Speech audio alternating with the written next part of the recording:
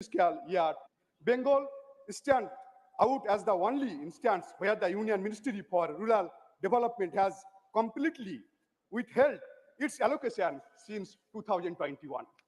Sir, the total due towards wages for lakhs of job card holder alone is around rupees 3,500 crore with a total pending due worth rupees 7,000 crore.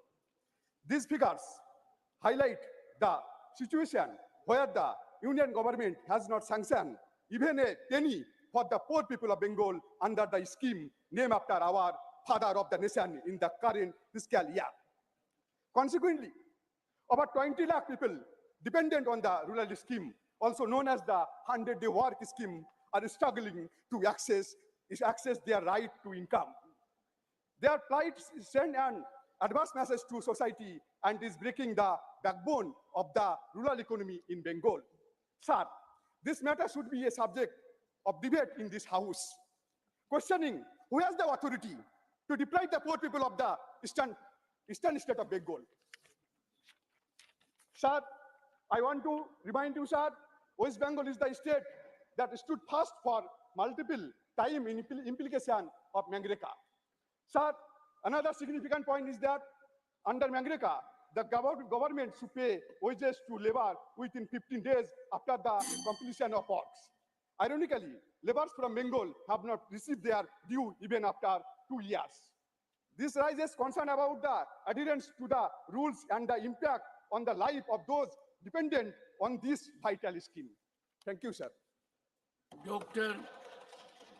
John Britas, concern over rising concentration of wealth in the hands of few people in India. Sir, we are presiding over multiple level of paradox. On the one count, the Constitution talk about exhorting the governments to bring policies to reduce inequalities. On the other count, the policies of the government are instrumental in surging inequalities. So the Oxfam report, the survival of the richest, talked about 1% of India owning more than 40% of the total wealth, while the bottom 50% share only 3%. We had a strange phenomena during the COVID season, sir. 84% of the people lost their income or reduced their income drastically, whereas the corporates increased their profits. Sir, the government brought down the corporate tax and thereby enabled the corporates to benefit at least 2 lakh crore per year. Sir, the Oxfam report adds that wealth of billionaires surged at an unprecedented rate of 2.5 crore rupees per minute, sir. Sir, yesterday only, the finance minister replied to the Lok Sabha, stated that more than 10 lakh crores have been written off of industries. 2,300 people have been castigated as willful defaulters, eating up more than 2 lakh crores, sir. Sir, we all harp on India being the 5th biggest economy, sir. So statistics and figures can be fake unless we analyze them, sir. So if you just look at the real picture, we are 127th on the ladder, and per capita GDP, we are behind Sri Lanka and even Bangladesh, sir. Okay, sir, on one count, we have increased the numbers. The number of billionaires in the country has gone up, and we are third. It's almost like 169 billionaires in India, sir. Sir, yesterday, the stock exchange rallied. At the same time, there was a rally of Dalits and agriculture workers a stone throw away from parliament. They were breathing for sustenance, sir. They were demanding for land reforms. They were demanding for a remunerative wage, sir. But our government was looking at the census rally because their friends benefited and their closest friend benefited, and the market cap went more than 12 lakh crores, sir. So this is the paradox on which our country is presiding, sir. So the other day, after the election victory, sir, you must have heard the Honorable Prime Minister saying that it's a victory of poor, the deprived, and the tribals. That was a statement of Honorable Prime Minister. Bhupendra Yadavji, am I correct? Am I correct? Yes, that was the statement. Sir, Normal do we decorum is want to, you do we address- want to make address the them chair. a vote?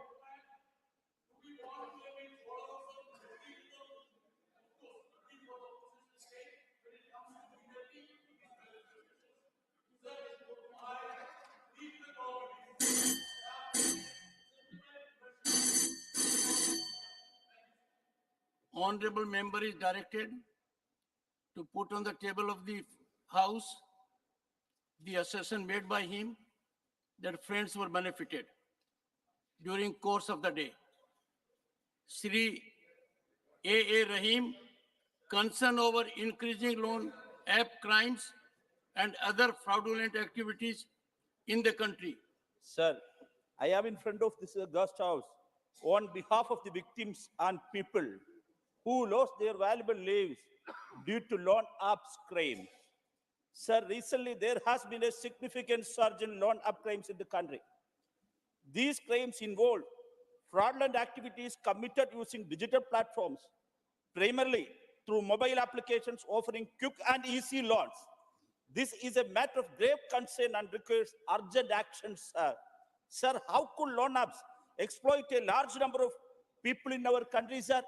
Sir, the reasons are increasing unemployment and living expenditure.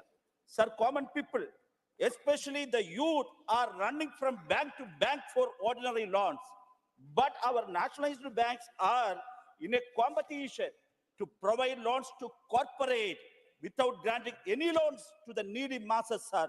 Sir, our conventional banking system is denying loans to these poor and needy. This situation will naturally lead the common man to depend on other sources of money. Sir, the main reason for the increase in loan arms is the flawed financial policies of the government. Sir, the situation of people who borrow money through loan apps is very pathetic, sir. Once the payment is late or if they fail to pay the amount demanded by the app owners, the customer is blackmailed and such mafias commit heinous crimes, including circulating deep fake videos and morphed images by using data extracted from the client during the registration process. Sir, this leads to client suicide and other problems, sir. Sir, what did the union government do the deal with this, sir? Their only response is silence. Sir, I urge the government, sir, expanding small credit schemes through nationalized banks, sir. Sir, strengthening the cooperative sector and promoting credit schemes through cooperative banks are the solutions, sir. Sir, active engagement is also required in the digital arena. Sir, for this awareness should be created among the public, which loans are legitimate and which are not. Sir, should be published at regular intervals. Service providers like Google, iOS shall be regulated in this regard. Apps that violate the law should be identified and punished. Sir, this is a problem that affects the lives of the youth and common people. I urge the government to take urgent action. Thank you, sir. Thank you, Mr. Honorable A. Rahim.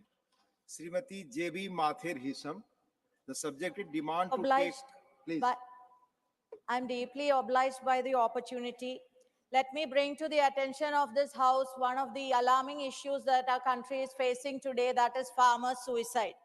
Sir, recently 2 farmers in my home state, Kerala, committed suicide. The suicide note of one of the farmers from Kuttanad says, "Ende maranathinu uttaravadi sarkar matram." The government is solely responsible. The government is solely responsible for my death. Sir, why did they commit suicide? Farmers log and sell their paddy to the government through Supplyco, Kerala State Supplies Corporation. Government do not disperse the paddy procurement price to the farmers and there's an inordinate delay. Why this inordinate delay, sir? It is because instead of making direct payment to the farmers, the the Supply Co have an impractical loan scheme by which the Supply Co will issue paddy receipt sheet, PRS, to the farmers at the time of procurement, and the farmers will have to give this PRS sheet to the bank and they can avail loan, and Supply Co is supposed to make repayment of the loan, which does not happen. And the Supply Co make the payment once the central government allots a share of MSP to the state government. And I want to draw the attention specifically to the fact that central government has failed to give 790 crores, which is due to the state government and which is due to the Supply Co. Now, because of the failure, there is no payment being done to the banks, and due to that, the CIBIL score of the farmers is also affected, and they do not get the money on time. Let me get back to the suicide note, sir. I quote, "It is the money of paddy which I cultivated with my sweat that was given as PRS loan. The government is solely responsible for repaying this loan in arrears. Banks are not disbursing new loans because of the government has defaulted on it. It is because of this I am taking my life. Therefore, it is only the government which is responsible for my death," unquote. The words in the suicide note is a direct reflection of the plight of the farmers our country and state is facing today. How many more lives of farmers will have to be lost for the government to wake up and make the payment which is rightfully due to the farmers? Also, paddy farmers in the state they are selling their products to the private rice mill owners at a much lower cost, which is about 20% of the farmers. They are doing that. If the government is giving, if the Time is already over. It's not going on record now. Please. Not going on record, please. Honorable Sri Babu Bhai, Jason Bhai Desai. Honorable members, please take your seat, Mr. John Britos. Honourable members, सिर्फ आप 3 minute बोलते हो ही record पे जाता है, उससे अधिक बोलते हैं रिकॉर्ड पे नहीं जाता. Please confine yourself to 3 minutes. Honourable Shri Babu Bhai Jesang भाई देसाई. ऑनरेबल श्री बाबू भाई जेसंग भाई Desai, concerned about climate change and its consequences, not present. Honorable Sri Trichu Sivaji, request to allocate adequate funds to the state of Tamil Nadu for relief to people suffering due to cyclone rains. Sri P. Wilson will associate. Babu Bhai, I'm going by serial number. 5th was JB Mathur ji, 6th was Babu Bhai, Jason Bhai Desai, 7th Tiruchu Sivaji, please. Please. Honorable Tiruchu Sivaji. Mic of Honorable Tiruchu Sivaji, please, it's on now. Thank you, Deputy Chairman, sir. Sir, the torrential rains, which is incessant for the past 4 days, has devastated Chennai, Thiruvallur, Shengalpet, Kanjipuram, and Ranipet in Tamil Nadu. Sir, such a rain Tamil Nadu has witnessed only half a century before.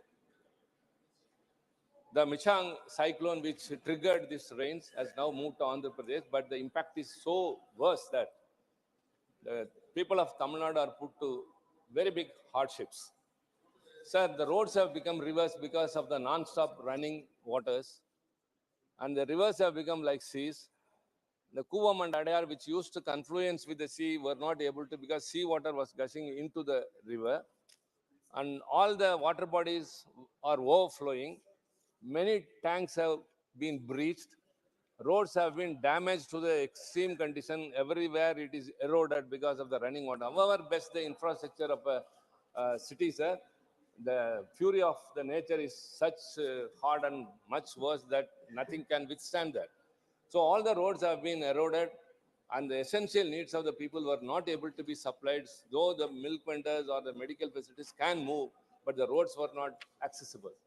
And the state government, under the captainship of Mr. M.K. Stalin, the Chief Minister, the whole cabinet was on their heels.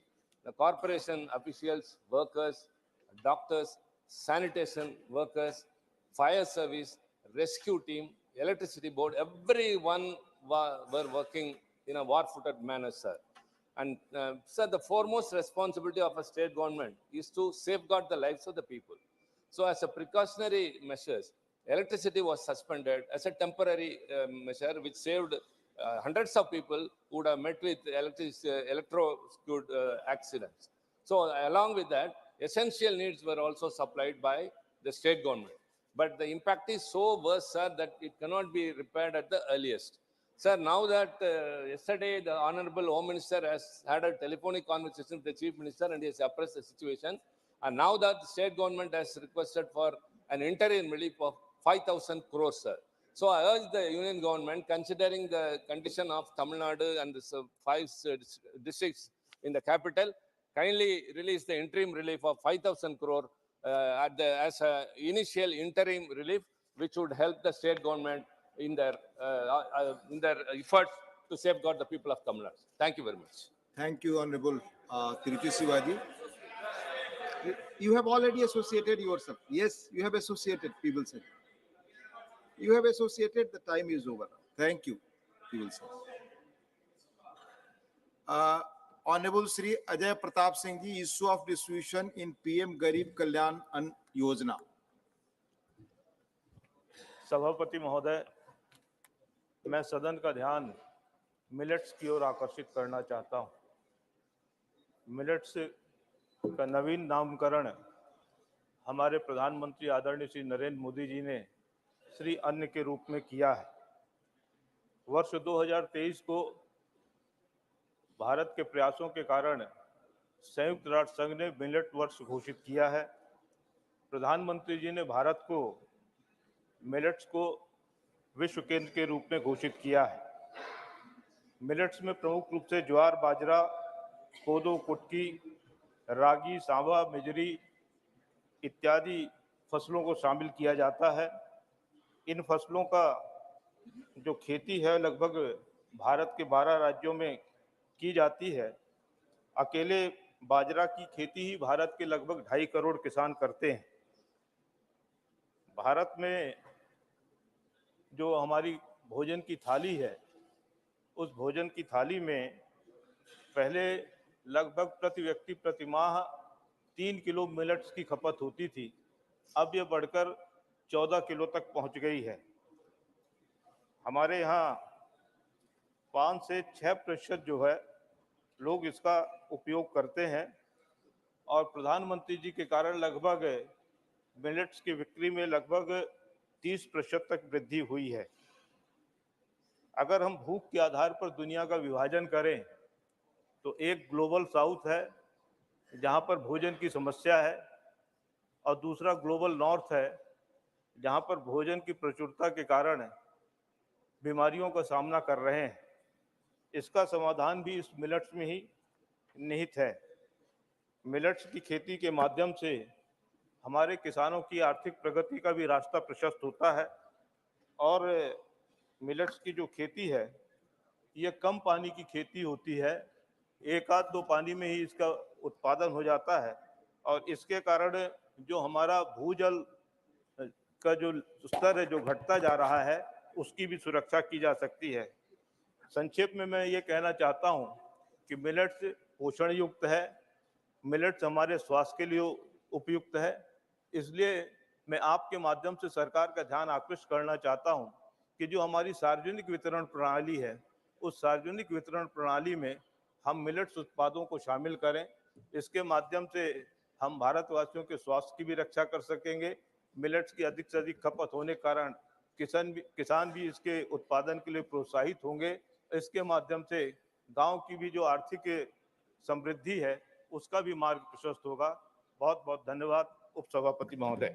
धन्यवाद माननीय Ajay Pratap ji. Honourable Shri Vaiko, concern over frequent attacks and arrest of Indian fishermen by Sri Lankan Navy. Mr. Deputy Chairman, sir, thank you very much for the opportunity given to me.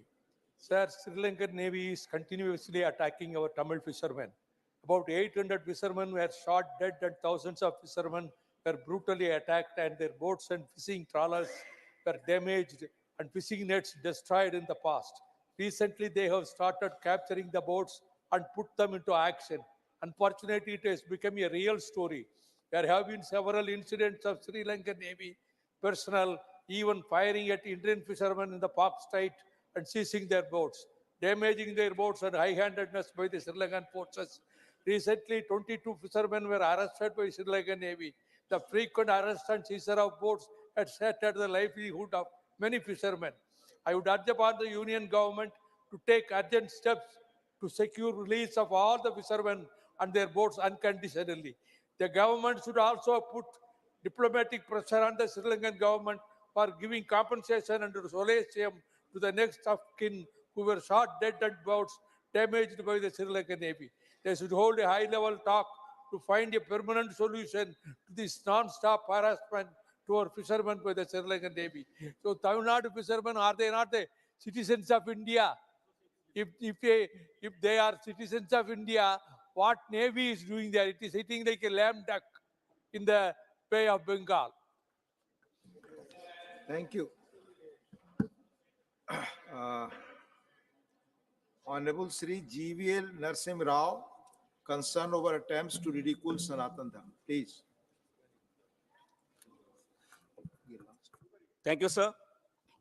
Sir, a minister in the state government of Tamil Nadu indulged in hate speech against Sanatan Dharma and Hindu religion. I quote what he said. Sir, Sanatan Dharma is like malaria and dengue, and so it must be eradicated and not opposed. These are statements by a minister in a state government. And sir, another minister in the same state government, higher education minister, said the purpose of formation of INDIA alliance is for the eradication of Sanatan Dharma. This is the agenda. Is this the kind of anti-India agenda that they want to pursue? So, another minister in Karnataka government, who also happens to be the son of Congress president, who is also a leader of the opposition in Rajya Sabha, he supported those comments. This is the agenda of INDAA alliance. Sir, this constitutes hate speech. Honorable Supreme Court, in its directions, clearly stated that offences under 295A, under 505, 153A, 153B, they all constitute hate speech. Sir, deliberate and a malified act intended to outrage religious sentiments. This is what it was intended for. There was also an attempt to create public mischief. Therefore, I call upon the state government, Tamil Nadu, to, on its own, register FIR against the same ministers who spoke against Sanatan Dharma, and also dismiss these ministers from the state government, because what they have publicly stated is a violation of the oath they have taken under the Constitution. The Constitution allows every religion, every member, every sect to practice its faith and to even propagate it. And here you have ministers in the state governments who are campaigning against Sanatan Dharma and calling for its eradication. So therefore, sir, I appeal that cases should be booked against the concerned ministers and they must be dismissed without any further delay. So this is nothing but an act to destroy the fabric of religion in India. This is to destroy social fabric. If this is an agenda for any political party, that will be dangerous to India. Therefore, I appeal, I demand an apology. I demand an apology from the... Not going on record now. Time is over. Your time is up, please. Honorable Binay Biswam. Honorable Binay Biswam. Please. Honorable Binay Biswam. Please. Honorable Binay Biswam. Your subject is, please, demand to provide decent wages along with the meaningful engagement schemes to all government-sponsored distance workers. Please. Please, Let the House in order, sir. please speak. It will be in order. Please Let the House speak. in order, sir, please. Please speak. Please, there is no discussion. Honorable Tiruchi Shivaji, please take your seat. Please take your seat. All the members who are standing, please take your seat. You please speak. So I begin with the House. Please, Vinay Vishwamji, please speak. Yes, sir. Thank you, sir. Please. Thank you, sir. Please, Vinay Vishwamji, please speak. Vinay Vishwamji, please. ये totally give the false So I'm information going to the House. on another name. Please, Vinay Vishwamji, then you. Yes, please, sir. Please. Now my time begins. Yes. Sir, I stand before you. Please, nobody. Please speak. Sir, please begin my time now. It has already begun. The time has already begun. No, Please. no, no. Just the way began. Please Just the way speak, began. please speak. Sir, please. I stand before you to bring to the plight of the scheme workers of the country. They are in lakhs in numbers. They belong to the ASHA workers, Anganwadi workers, and midday meal workers. Sir, the government and this House has a duty to look deep into their living conditions. Sir, those people are not living. They are simply surviving on paltry wages. We talk about them in high words like global health leaders, warriors for the country. Sometimes we name them during COVID days. But when the livelihood comes, we always forget them. High time to think about them. Sir, the ASHA workers, the accredited social health activists, they are doing immense service for the nation. In every field of life, they are the first point of healthcare, social security, and everything. But their concerns are not always. So Anganwadi workers, they are the first meeting point for the children of the country. They teach them, they feed them, and they open their eyes to the world. But what we do for them? Nothing to them, sir. The same way, the midday workers, meal workers, midday meal, they work for the food security also. But lakhs of them are counting their days for their decent wages, sir. High time this government should pay attention to them. We call them as volunteers. Calling them volunteers, we deny them the right of the workers. We have to treat them as workers. We have to see that their wages are fixed, a decent wages to live. And we have to treat them and make their engagement conditions a decent one. Not going on record now. Please. Honorable Sri Sushil Kumar Modi, concerned over increasing incidents of suicide, deaths of students in higher educational institutes. Honorable Sushil Kumar Modi. उपसभापति महोदय, राजस्थान के कोटा में और इस वर्ष 26वां आत्महत्या की घटना घट चुकी है। पिछले एक साल में और आत्महत्या की 26 घटना और कोटा राजस्थान में घट चुकी है। और ये केवल इसी वर्ष नहीं, पिछले 5-6 वर्षों में प्रति वर्ष 25 से 30 नौजवान और आत्महत्या कर रहे हैं।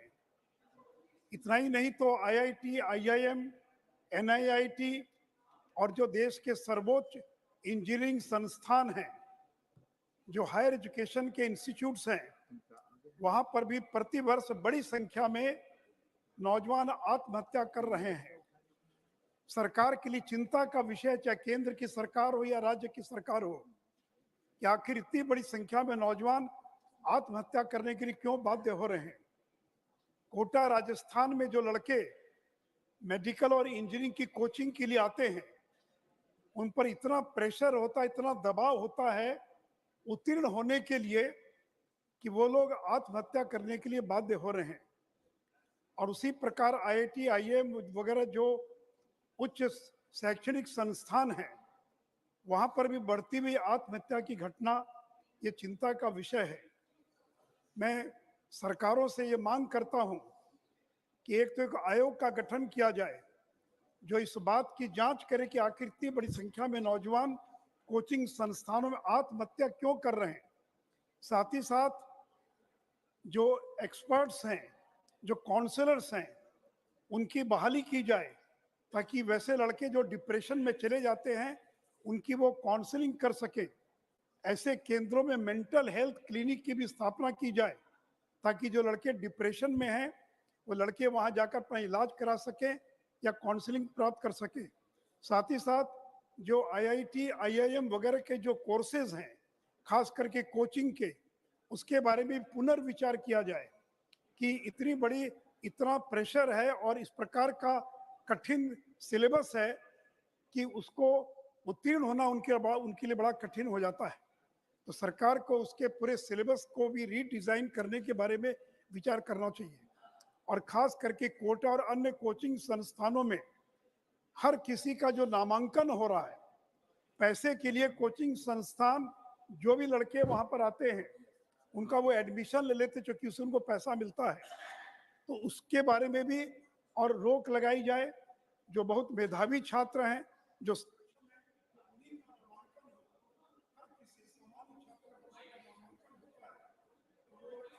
Time is. Thank you. Dr. Lakshmikant Bajpayee ji, issue of intervention by big houses in MSME sector. क्या विषय है जी? Issue of intervention by big business houses in MSME sector. पता ही नहीं हमें तो, 0 आवर की सूची में भी नहीं है। आपका 0 आवर में यही लिस्टेड है? नहीं लिस्टेड है। Dr. L. Hanumanthaiya demand to take preventive steps to address rising problems of malnutrition and anemia across the country. Please. माननीय सदस्यगण, जिनका नाम सूची में है उसी अनुसार मैं बुला रहा हूँ। Please take your seat. Sir, जिनके नाम नहीं है मैं नहीं बुला रहा हूँ, जिनके नाम है वही बुला रहा हूँ। Please. Doctor L Hanumanthaiah. Sir, thank you, Chairman, sir. Please. I rise to... Madam, 1 minute.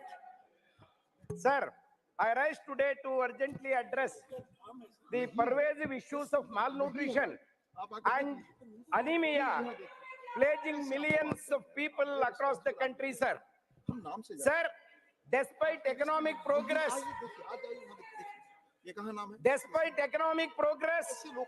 our nation grapples with alarming rates, particularly affecting vulnerable population like children, women, and the marginalized sections of the society, sir. Sir, in the latest NFHS report, data on 1921, the prevalence of anemia has shown a significant increase, with children aged 6 months to 5 years experiencing a jump from 59% to 67%, sir. Sir, this is an alarming state of affairs. Sir, women especially in rural areas, high rates of anemia adversely affecting maternal health and contributing to pregnancy complications. Sir, an increase in the anemia prevalence from 53% to 57% in all women aged between 15 years to 49 years seen, and 50.4% to 52.2% in pregnant women rooted in poverty, lack of education, inadequate health care, and unequal resource distribution or malnutrition problems. Sir, factors such as food insecurity, limited access to clean water, and inefficient healthcare infrastructure contribute to unmet nutritional needs. Sir, my request to the government, addressing these issues is not only a social responsibility, but a prerequisite for a thriving and resilient nation. Sir, the consequences extend beyond individual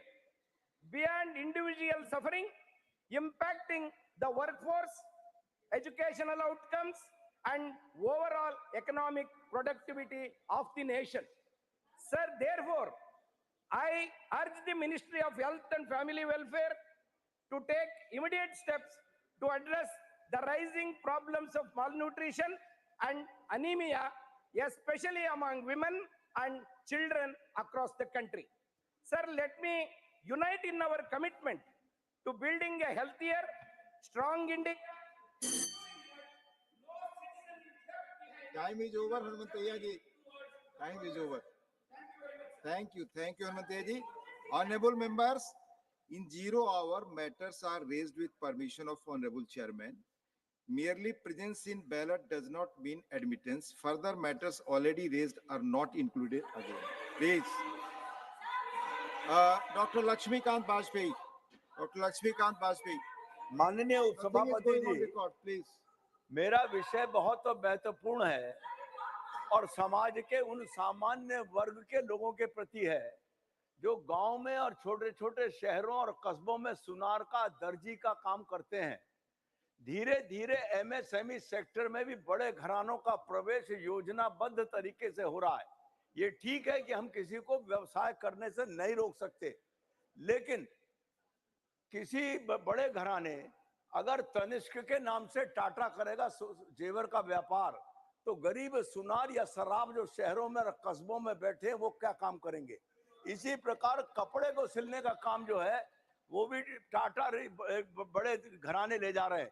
मेरा इस प्रश्न के माध्यम से सरकार से ये निवेदन है कि ये ठीक है कि किसी को रोजगार करने से हम नहीं रोक सकते, लेकिन कहीं ना कहीं एमएसएमई सेक्टर का बचाव हो सके और एमएसएमई सेक्टर के अंतर्गत आने वाले छोटे कारीगर, छोटे व्यापारी बचे रह सकें, इसकी व्यवस्था सरकार को करनी चाहिए, ऐसा मेरा आग्रह है।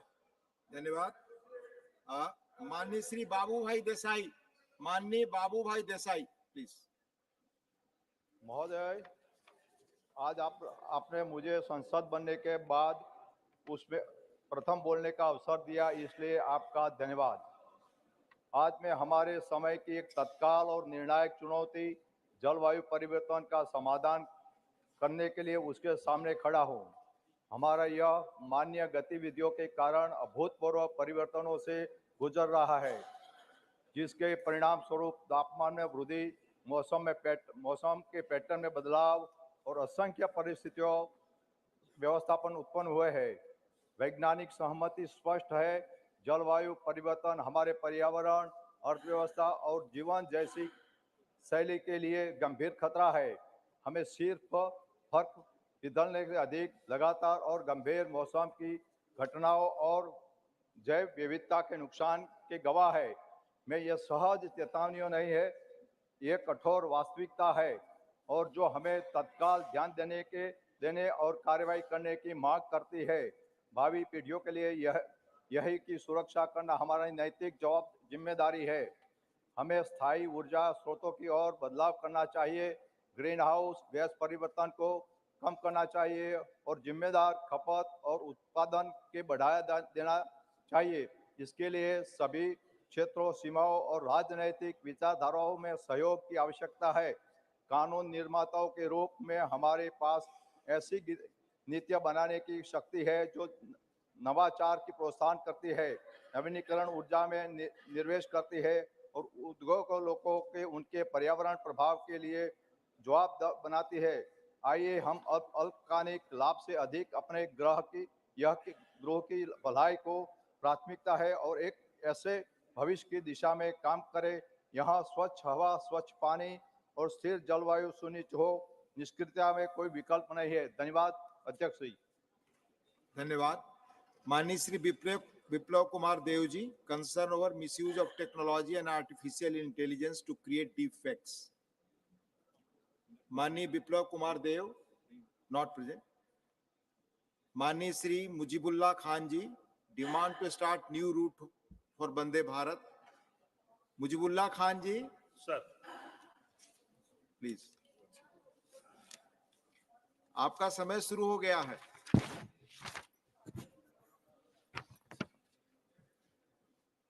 Thank you, sir. In order to meet Odisha's demand for connectivity, very necessary for Odisha to have great connectivity various region and witness that Vande Bharat train between Puri and Howrah in West Bengal, along with a recent addition of a train between Puri and Raulkela connectivity, the same massive practical and reading towards it is impressive further Vande Bharat Express train to be introduced in Odisha. The state of Odisha has suffered a neglect from the central government as reflected by its power rail connectivity. Further, the degree of connectivity is spread across the region of Odisha. For instance, there are very few express trains connecting between Odisha and Bhubaneswar. Between Odisha and Bhubaneswar, both the express train mentioned above by the track towards the another part of Odisha.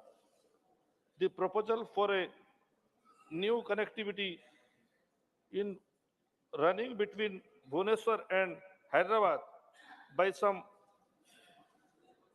having a Vande Bharat between two hubs will the travel time reduce travel time 7 hours. A major complaint death of trains running between the two locations.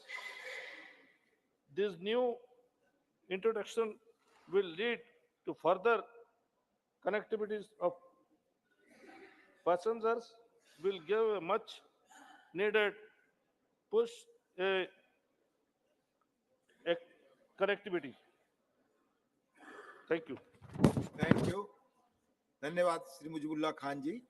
माननीय Shrimati Sangeeta Yadav, concern over problems faced by mentally challenge people. माननीय संगीता यादव जी, माननीय Sangeeta Yadav ji, please. नहीं, zero hour नहीं लगा। Concern over problems faced by mentally challenge people. माननीय सदस्य, आप जो आप देते हैं यहाँ बोलने के लिए, उन विषय पे ध्यान रखें और बोलें प्लीज। सॉरी सर, आज मैंने देखा नहीं, कल लगा था मेरा। धन्यवाद। Doctor Radha Mohan Das Agrawal ji, request for provision of salaries and allowance to local representatives of the constituency. माननीय उपसभापति महोदय, भारत के संविधान में यह व्यवस्था है कि व्यक्ति काम के बदले में वेतन पाए और समान काम के बदले में समान वेतन पाए। लेकिन दुर्भाग्यपूर्ण है, इस देश में जनप्रतिनिधियों के साथ ही दोहरा आचरण किया जा रहा है। राष्ट्रपति महोदय, उपराष्ट्रपति महोदय, केंद्र के मंत्रीगण, राज्य के मंत्रीगण, माननीय सांसदगण, माननीय विधायकगण, इन सब ने संवैधानिक तरीके से और कानून बना करके अपने अपने वेतन की, अपने अपने भत्ते की और अपने अपने पेंशन की व्यवस्था की हुई है। ये व्यवस्था संविधान प्रबद्ध माध्यमों से हम लोगों ने की है। लेकिन दुखद है, इस देश में लाखों की संख्या में ऐसे जमीनी जनप्रतिनिधि हैं, ग्राम प्रधान से लेकर के और मेयर तक, जो जमीनी धरातल पर बहुत महत्वपूर्ण काम करते हैं। विकास की जो भी योजनाएं हम यहाँ बनाते हैं, जमीनी धरातल पर उनको लागू करने का काम वही करते हैं। वो प्रत्यक्ष जनता के संबंध में रहते हैं। लगातार जन समस्याओं को लेकर के उन्हें 24 घंटे काम करना होता है। हमने इन बड़े जनप्रतिनिधियों के लिए संविधान के तौर तरीके से वेतन की, भत्ते की और पेंशन की व्यवस्था कर दी। भारत अकेला ऐसा देश होगा शायद जिसने संवैधानिक रूप से 73वें और 74वें संशोधन के माध्यम से ग्रामीण और शहरी क्षेत्रों में लोकतंत्र का विकेंद्रीकरण किया और स्थानीय निकायों को चलाने के लिए जनप्रतिनिधियों की संवैधानिक रूप से व्यवस्था की। उनके अधिकार दिए, उनके दायित्व दिए, लेकिन जो कुछ उनको नहीं दिया वह था उनका वेतन नहीं दिया, उनका भत्ता नहीं दिया और उनका पेंशन नहीं दिया। मैं जानना चाहता हूं इस सदन से, इस सौतेले और इस दोहरे आचरण का आधार क्या है? क्या वह जो छोटे जनप्रतिनिधि होते हैं, क्या उनके परिवार नहीं होते, उनके माँ बाप नहीं होते, उन्हें अपने माँ बाप की चिंता नहीं करनी होती, अपने बच्चों की चिंता नहीं करनी होती? आखिर किन कारणों से आज तक हमने संवैधानिक रूप से उनके लिए यह व्यवस्था नहीं की? स्थानीय आधार पर सरकारें, मुख्यमंत्री दया की तरह उनको वेतन, उनको भत्ता देते हैं, ब्यूरोक्रेसी उनको नियंत्रित करती है। यह दोहरा आचरण इस देश में समाप्त होना चाहिए। अगर हम संविधान संशोधन लेकर के जनप्रतिनिधियों को लाए थे तो हमें उस कानून में यह व्यवस्था करनी चाहिए थी कि हम उन्हें आर्थिक रूप से समस्त बनाते। हमने नहीं किया, हमने लोकतंत्र का मजाक उड़ाया है, हमने उन्हें अधिकारियों के आधार पर छोड़ दिया है। और इसलिए मैं सरकार से मांग करता हूं, अध्यक्ष महोदय, आपके माध्यम से सरकार से मेरी अपेक्षा है, सरकार संविधान संशोधन करे 73वें और 74वें संशोधन में, और अपने सारे स्थानीय जनप्रतिनिधियों के लिए वेतन की, भत्ते की और Not going on. Thank you. माननीय Shri Vikramjit Singh Sahni ji, demand to implement uniform national level parameter for release of prisoners. माननीय विक्रमजीत सिंह साहनी जी, not present. माननीय सदस्य, 0 आवर आप देते हैं तो उसके महत्व को समझना भी चाहिए, उस वक्त मौजूद भी रहना चाहिए। अगर हाउस में है तब आपका ध्यान उस पर नहीं है तो ये आपके लिए सेल्फ इंट्रोस्पेक्शन का विषय। बैठे आप, कोई ऐसा प्रोविजन नहीं, आप जानते हैं रूल्स को राघव जी, फिर भी आप पूछें please. Doctor Fauzia Khan ji, request to address the issue of missing women in India. Doctor Fauzia Khan ji, please. Thank you, sir.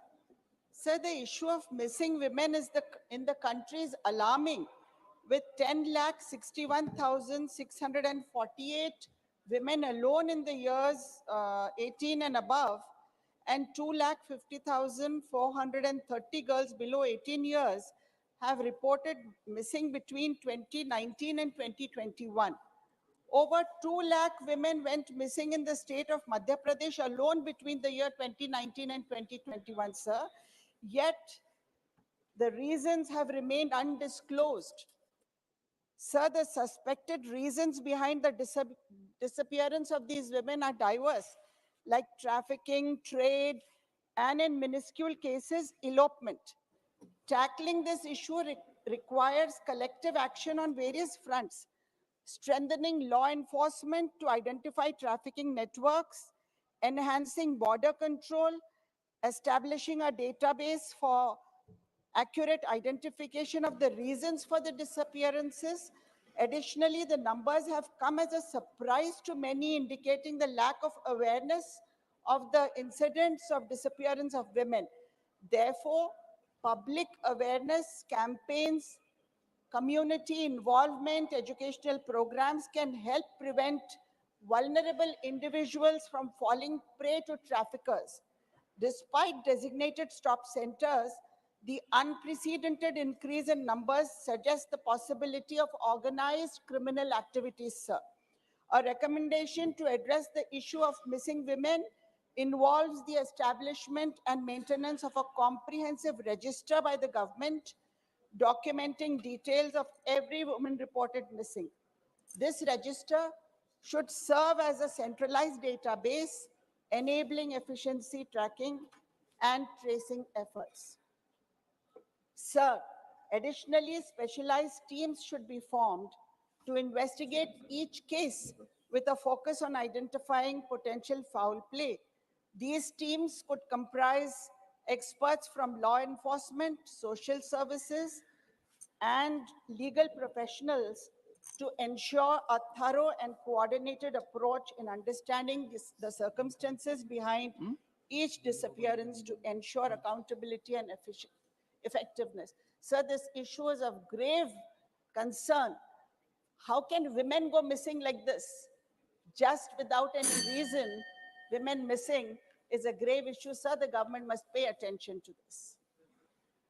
Sri Rajiv Shukla, concern over poor state of under trials and the imperative for judicial reforms, not present. Sri Kailash Soni, demand to add biography of Sri Jayaprakash Narayan in academic syllabus. आपके माध्यम से मैं सरकार के समक्ष एक देश के महत्वपूर्ण मुद्दे को रखना चाहता हूं। इस देश के मूर्धन्य स्वतंत्रता संग्राम सेनानी, क्रांतिकारी, देश की आजादी में अपना महत्वपूर्ण योगदान देने वाले सर्वोदयी नेता, दुनिया की सभी देशों की समाज व्यवस्था, वहां की राजनीतिक विचारों को नजदीक से देखने वाले, पाश्चात्य जगत के लोगों को, विशेषकर श्रमिक वर्ग के लोगों के लिए संघर्ष करने वाले, देश की सभी विचारधाराओं के ज्ञाता, उन्हें नजदीक से जीने वाले, उन विचारों को जीने वाले, लोकतंत्र के शोधकर्ता, प्रयोगशाला रहे, हिंदुस्तान की दूसरी आजादी, आपातकाल के विरुद्ध संघर्ष करने वाले। Question hour. Question number 16, Sri Sanjay Raut. Honorable Minister, supplementary one, Sri Sanjay Raut.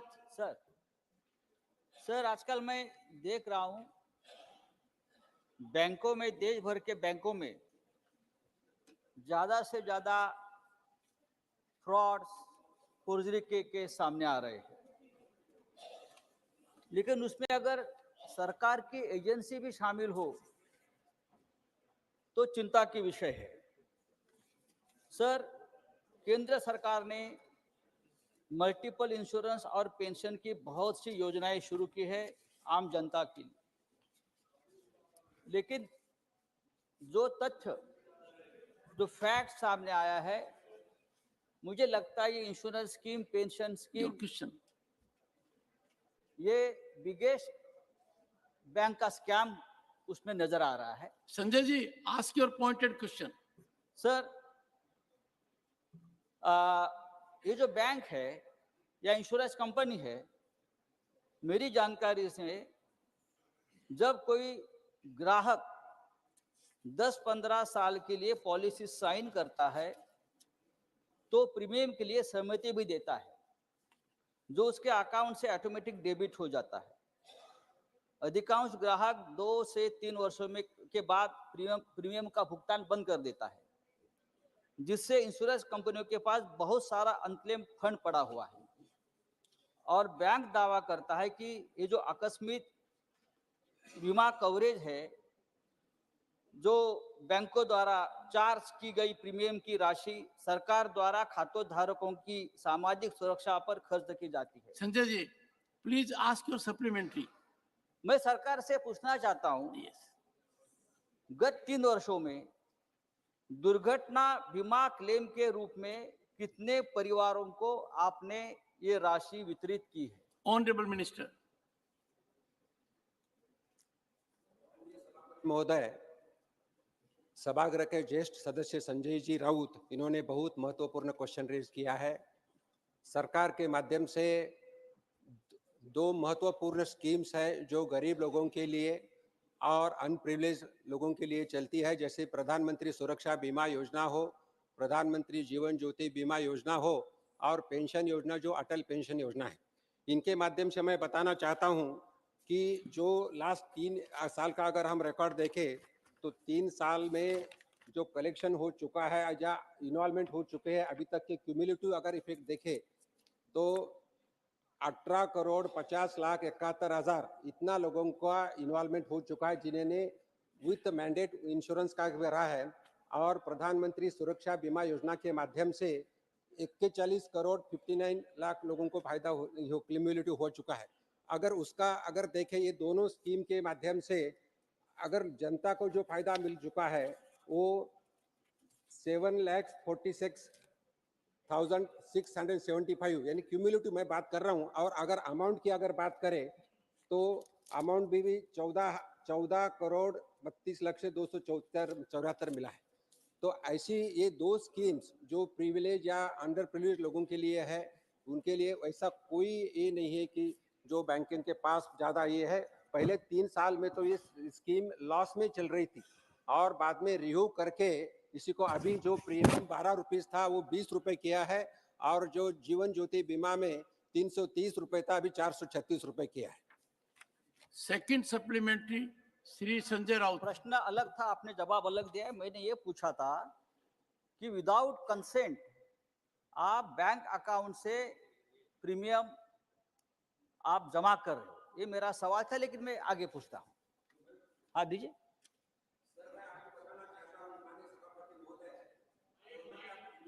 Clear mandate है कि कोई भी इंश्योरेंस कंपनी के अगर कस्टमर से पैसा लेना है तो उनका सिग्नेचर लेना जरूरी है, उनका कंसेंट लेना जरूरी है। उसके सिवाय पैसा कटा नहीं जाता और उनका इंस्टॉलमेंट नहीं लिया जाता। That is a clear indication from the government.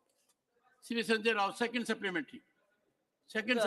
Accident insurance योजना है और सरकार उसमें मुआवजा देती है, लेकिन एक्सीडेंट में व्यक्ति के हाथ, पांव, आंख या ऑर्गन डैमेज होने पर आप मुआवजा देते हैं या उनकी मौत होनी चाहिए, मृत्यु के बाद ही देते हैं, क्लियर नहीं। एक्सीडेंट बीमा योजना के बारे में पूछा।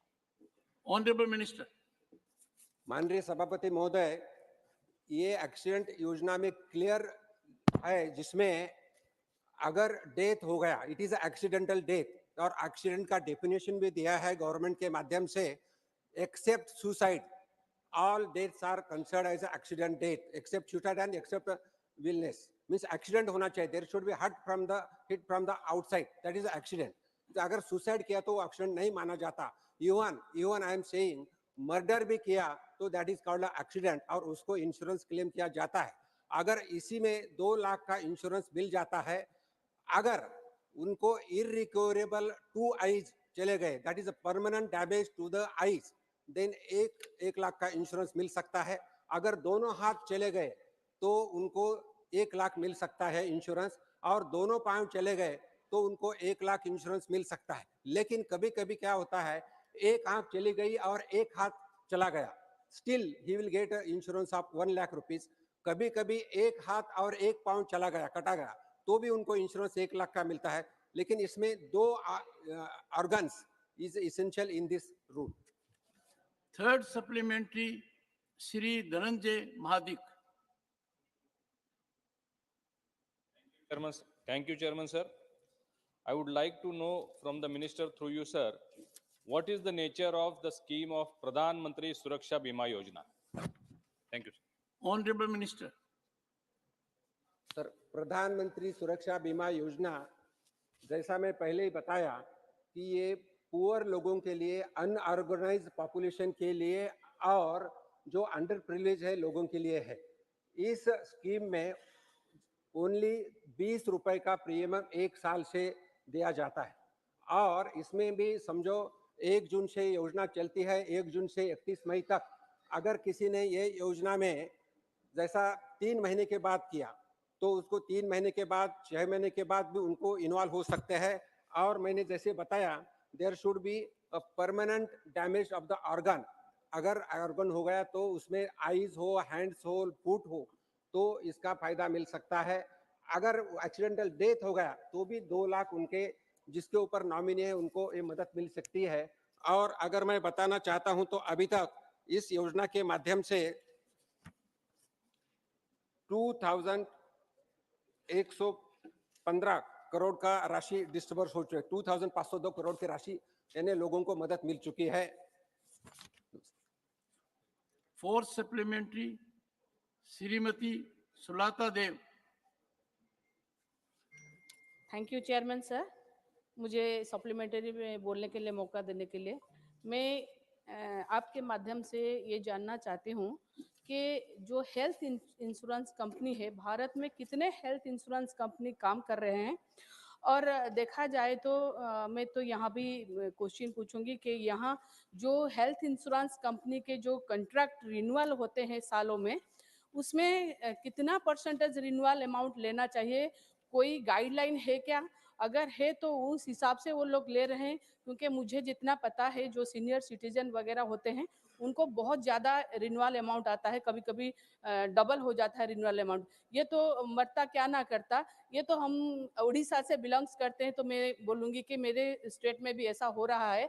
मगर ये हमारे यहाँ पर बीजू स्वास्थ्य कल्याण कार्ड है जो नवीन पटनायक जी ने बनाया हुआ है, करीबन 1 करोड़ फैमिली को बिलोंग्स दिया गया है वो कार्ड। मगर उससे बाद में जो इंश्योरेंस कवर कर रहे हैं वो इंश्योरेंस कंपनी के ऊपर कंट्रोल है कि नहीं, अगर है तो कितना लेना चाहिए, मुझे वही जानना है। Thank you so much sir. माननीय सभापति महोदय, इंश्योरेंस के बारे में जो पहला क्वेश्चन था उसमें इंश्योरेंस के बारे में अलग अलग कंपनी हमारे देश में है, जिसमें मैं बताना चाहता हूं कि अगर गवर्नमेंट के इंश्योरेंस की कंपनी लिए तो गवर्नमेंट में नेशनल इंश्योरेंस है, न्यू इंडिया इंश्योरेंस है, ओरिएंटल इंश्योरेंस है और लाइफ इंश्योरेंस भी है। और अगर प्राइवेट की बात करें तो बजाज अलायंस है, चलो मंडलम, एमएस जनरल इंश्योरेंस है, फ्यूचर नंबर ऑफ कंपनीज है, आईसीआईसीआई है, लोम्बार्ड इंश्योरेंस है, बजाज इंश्योरेंस है, फ्यूचर जनरल इंश्योरेंस है, रिलायंस इंश्योरेंस है, टाटा एआईजी इंश्योरेंस है, ऐसे बहुत सारे इंश्योरेंस कंपनियां हैं। सब क्वेश्चन उन्होंने पूछा है कि हेल्थ के बारे में क्या है। मैं एक डॉक्टर हूं और बताना चाहता हूं सर कि सबसे ज्यादा और सबसे पूरे भारत में ही नहीं पूरे दुनिया में अगर कोई हेल्थ इंश्योरेंस का कार्ड होगा तो आयुष्मान भारत कार्ड है। और आयुष्मान भारत के माध्यम से 50 करोड़ तक इंश्योरेंस मिला है लोगों को, और जिसमें not only the one patient one person जिसका इंश्योरेंस किया है, लेकिन पूरे फैमिली को 5 जन को इंश्योरेंस मिलता है, जिसमें 5 लाख तक उसकी सुविधा मिल सकती है। और उसमें कुछ रिकॉग्नाइज हॉस्पिटल्स भी है, सभी गवर्नमेंट हॉस्पिटल्स में फायदा हो सकता है। और इसके साथ मैं बताना चाहता हूं जो जीवन ज्योति बीमा योजना है, अलग अलग स्कीम्स है, सुरक्षा बीमा योजना है, ये भी हेल्थ इंश्योरेंस में। 5th supplementary, Dr. Ami Yaznik. For giving me this opportunity. I have a very serious and relevant question to the Honorable Minister of Finance regarding these particular 2 schemes. Both the schemes, the banks act as enrolling agents. The policy is issued by the insurance companies, but the entire premium is paid by the client. Now the consent is taken of the client, but complaints are galore on social media as well as complaint forums that they are not aware whether they are insured or not. So where should they claim? So whether the Honorable Minister will initiate some kind of a data collection inquiry from IRDAI, the Insurance Regulatory Authority, and the Department of Financial Services, whether these banks audited accounts are reflecting these amounts of who are these persons who need this insurance, and whether with which company they have a tie-up. Does the Honorable client Minister. know? Sir, it is a very serious issue. The complaint is galore, and I would like the Honorable Minister to give Yes. me a reply or tell me whether there is going to be a proper inquiry Honorable of Minister. this data collection. माननीय सभापति महोदय, मैं आपके माध्यम से सभागृह का बताना चाहता हूं, ये जो इंश्योरेंस है जो जिसमें मैंने बताया प्राइम मिनिस्टर सुरक्षा बीमा योजना, प्राइम मिनिस्टर जीवन ज्योति बीमा योजना, ये दोनों इंश्योरेंस स्कीम में इंश्योरेंस का कोई ऐसा सर्टिफिकेट नहीं दिया जाता। लेकिन जब कभी जो मैंडेट के माध्यम से 20 रुपए या 436 रुपए उनसे अकाउंट से लिया जाता है, फॉर्म भरे जाता है, उसका स्लिप दिया जाता है और उसी को ही इंश्योरेंस बोल के किया जाता है। और जैसा माननीय मैडम ने पूछा है कि इसके बाद जैसा bank is collecting money but it is given to the particular insurance company जिसके साथ बैंक टाइप होती है, और कस्टमर को पता दिया जाता है कि ये कस्टमर ये बैंक है क्या, बैंक को लगाया जाता है कि ये बैंक में ही लगाया जाता है कि ये इंश्योरेंस कंपनी से टाइप है, इसके साथ ही होता है। इसके बाद मैं बताना चाहता हूं अकोमोडेशन, जैसा मैं बताया कि अगर क्लेम करना है तो बैंक में भी ओम्बड्समैन रहते हैं और इंश्योरेंस कंपनी जैसा इरडाई की बात की, इरडाई के माध्यम से भी ओम्बड्समैन रहते हैं और उसके माध्यम से इंश्योरेंस कंपनी की तरफ कंप्लेन हो सकती है। Question number 17, Shri Pramod Tiwari. Honourable minister. Supplementary 1 Shri Pramod Tiwari. मैं आभारी हूं आपका, ये एक महत्वपूर्ण स्वास्थ्य से जुड़े हुए प्रश्न पर आपने मुझे मौका दिया है। योजना का प्रचार प्रसार तो बहुत है, पर जो संसाधन उपलब्ध कराए हैं सरकार ने वो नगण्य। माननीय मंत्री जी के जवाब देख रहा था मैं। 1 दिसंबर 2023 तक 2 करोड़ 50 लाख रुपए इस पर खर्च हुआ है। इसमें कितना विज्ञापन में गया होगा ये समझने की जरूरत है। मैं सिर्फ जानना चाहता हूं, बहुत ही पॉइंटेड सवाल है मेरा, कि देश की आवश्यकता के अनुसार कितने डॉक्टर, फार्मासिस्ट, पैरामेडिकल स्टाफ चाहिए और इस समय देश में कितने उपलब्ध हैं। इस अंतर को पाटने के लिए क्या कोई स्कीम, कोई व्यापक प्रयास, कोई महत्वपूर्ण कदम उठाया जा रहा है? माननीय मंत्री जी। माननीय अध्यक्ष जी, हमारे वरिष्ठ सदस्य ने बहुत ही अच्छा सवाल पूछा है कि देश की हेल्थ सिस्टम कैसे मजबूत हो। तो हमारी दोनों मॉडर्न मेडिसिन और आयुष सिस्टम दोनों बहुत ही अच्छी तरह से काम करें। और वैसे एक क्वेश्चन आयुष से रिलेटेड है और ये आयुष मिनिस्ट्री खुद प्रधानमंत्री नरेंद्र भाई मोदी ने ही बनाई है और खुद ने सजावट की है। और ये central sector scheme Ayushman Bharat के बारे में है। तो उसमें कुल अभी तक आयुष मेडिकल कॉलेज 2014 में 523 थी, वो 2022 में 780, और ऐसे ही अंडर ग्रेजुएट सीट्स भी 74% की बढ़ोतरी है। तो 23,974 सीट्स की बढ़ोतरी है। ऐसे पीजी सीट से वो भी 2102 की बढ़ोतरी 41% रही थी। और ये आयुष्मान भारत सेंटर में हर सेंटर में एक डॉक्टर होता है, पैरामेडिकल स्टाफ होता है।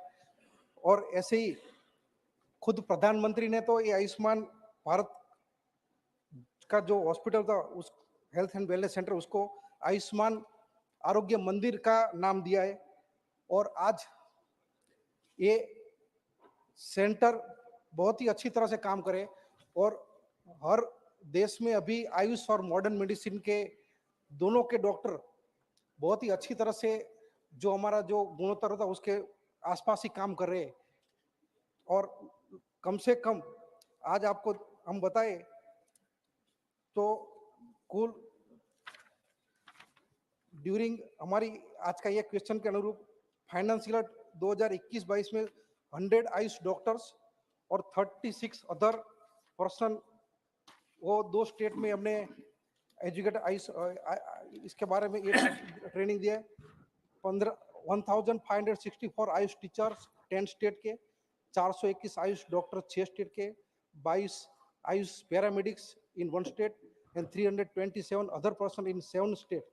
हमने ये आयुर्ज्ञान स्कीम के अंडर ट्रेनिंग दी है। इसके अलावा ईयर 2023-24 में ये लास्ट 8 मंथ में 527 आयुष टीचर्स 7 स्टेट के, 186 Ayush doctors in 3 states, 30 Ayush paramedics in 1 state and 117 other personal जो 3 स्टेट के हमने सीएमई कंपोनेंट और इसकी आयुर्ज्ञान स्कीम के अंडर ट्रीट किए।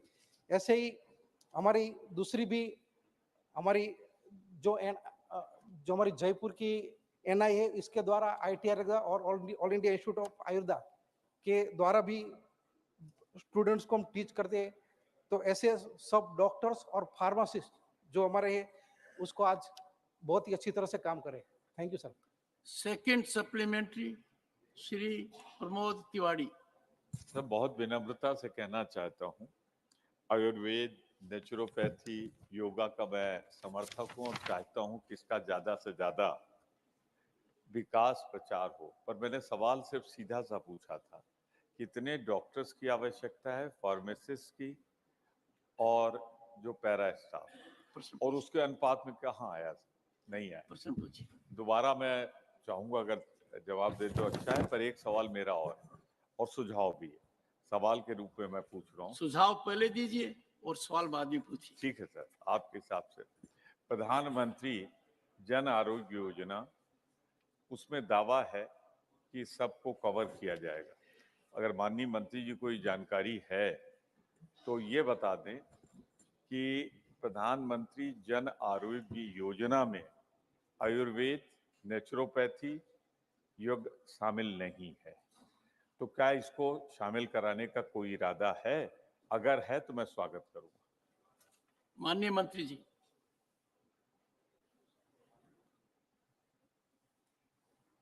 माननीय सभापति जी, आज हमारी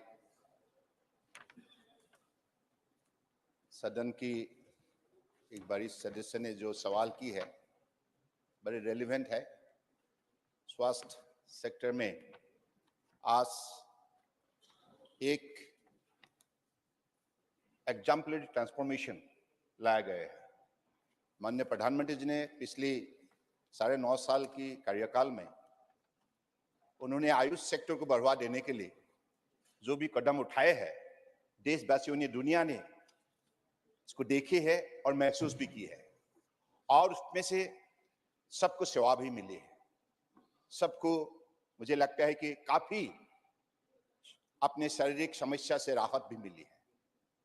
तो इसलिए माननीय प्रमुख तिवारी जी ने जो सवाल की है, हमारे ये जो सेंट्रल सेक्टर आयुर्विज्ञान के जरिए जो भी हमारे डॉक्टर्स है, जो टीचर्स है, जो पैरामेडिकल स्टाफ है, जो नॉन आयुष साइंटिस्ट है, जो फिजियोथेरेपिस्ट है, सबको उनकी मतलब एम्पावरमेंट के सिलसिले में, अपस्किल के सिलसिले में उनकी क्षमता बढ़ाया जाए।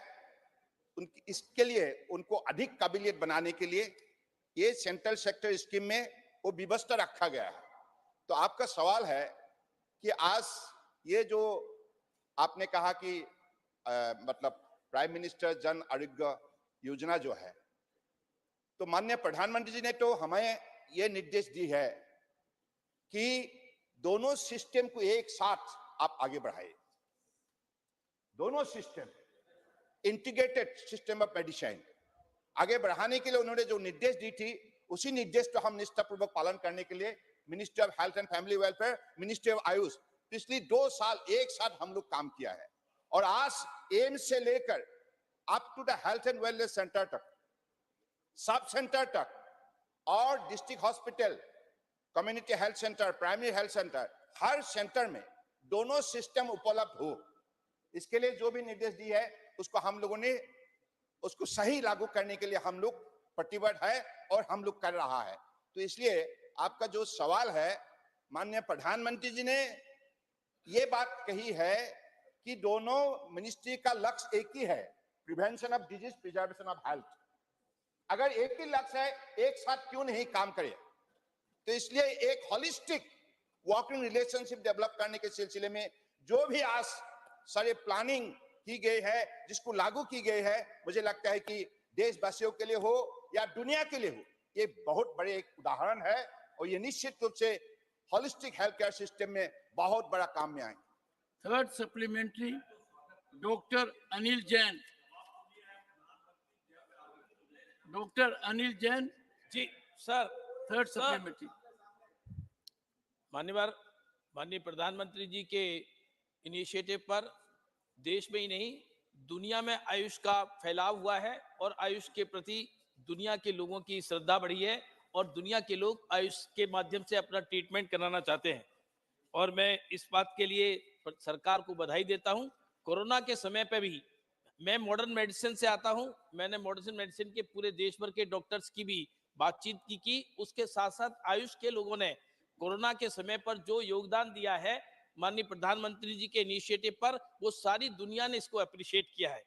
मैं माननीय मंत्री जी से सवाल पूछना चाहता हूं कि जिस प्रकार से दुनिया में आयुष के प्रति जो लगाव हुआ है और इस प्रकार आयुष के माध्यम से दुनिया के लोग भारत में ट्रीटमेंट कराना चाहते हैं, ऐसे आयुष वीजा के लिए हमारे कितने लोगों को वर्तमान में ये वीजा दिया जा रहा है, आगे आने वाले समय में आयुष वीजा कितने लोगों को और दिया जाएगा, सरकार की इसके बारे में क्या नीति है, और आने वाले 5 साल में आयुष को प्रमोट करने के लिए और दुनिया में आयुष के फैलाव के लिए और वीजा बढ़ाया जा सकता है और फैसिलिटीज बढ़ाई जा सकती हैं, इसके बारे में माननीय मंत्री जी हमको अवगत कराने की कृपा करें। Honourable minister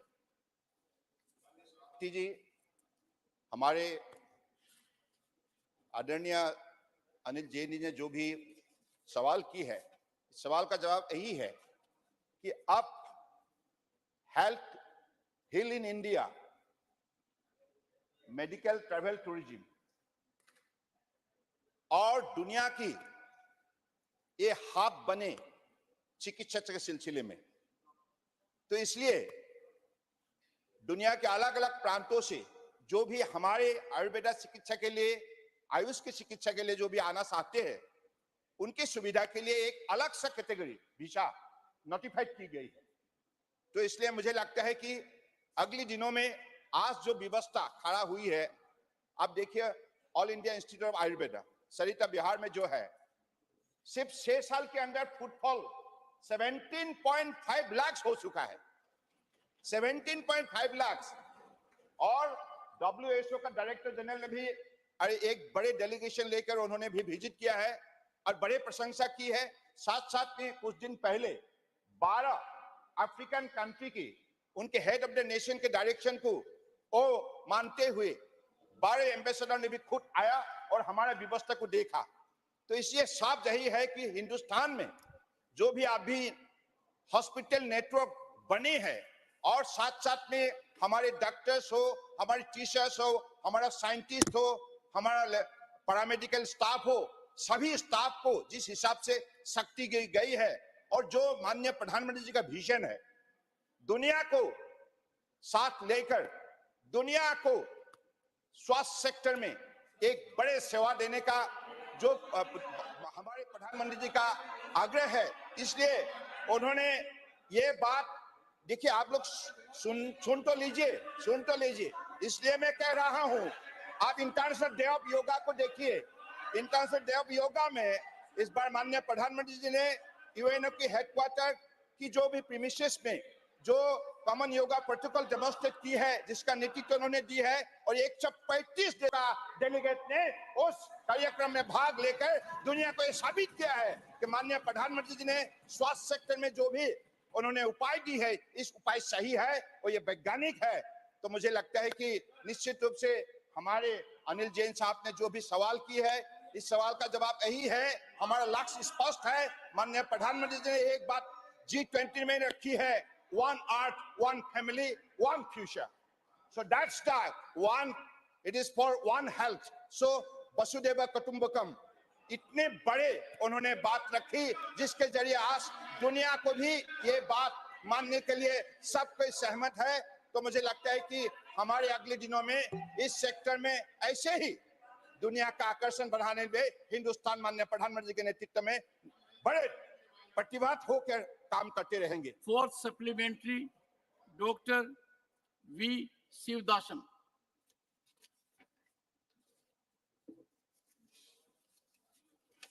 Respected Chair, Kerala is known as a land of Ayurveda. I think everybody knows that. From different parts of the world, the people are visited there for the treatment. So, Chairman also participated in the programs there. So, what I am asking to the Minister, there the lot of noted institutions are there, like Kottakkal Institute, Arya Vaidyashala, Thiruvananthapuram Institute, Kannur Medical Colleges are there. But a national level important institute on Ayurveda, because the proper study, research and scientific promotion of the Ayurveda is very necessary. So what kind of initiative from the union government is there? Then what is the plan of the union government to promote the Ayurveda institutes in Kerala? So government have any plan for the national level Honorable Minister. Institute, Ayurveda Institute in Kerala? Honorable Minister.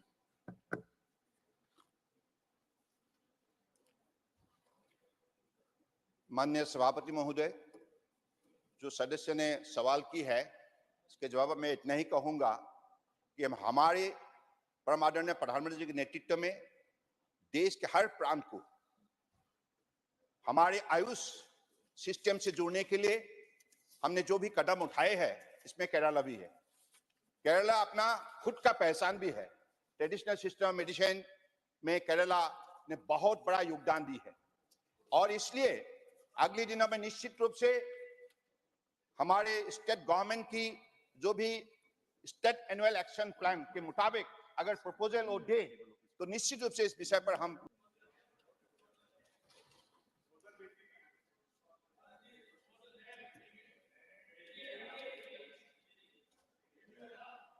Fifth supplementary, Madam Koinak.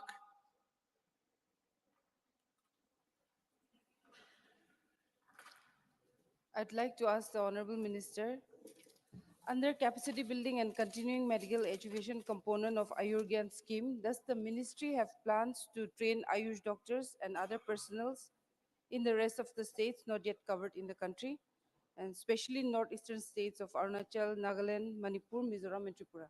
Thank you. Honorable Minister.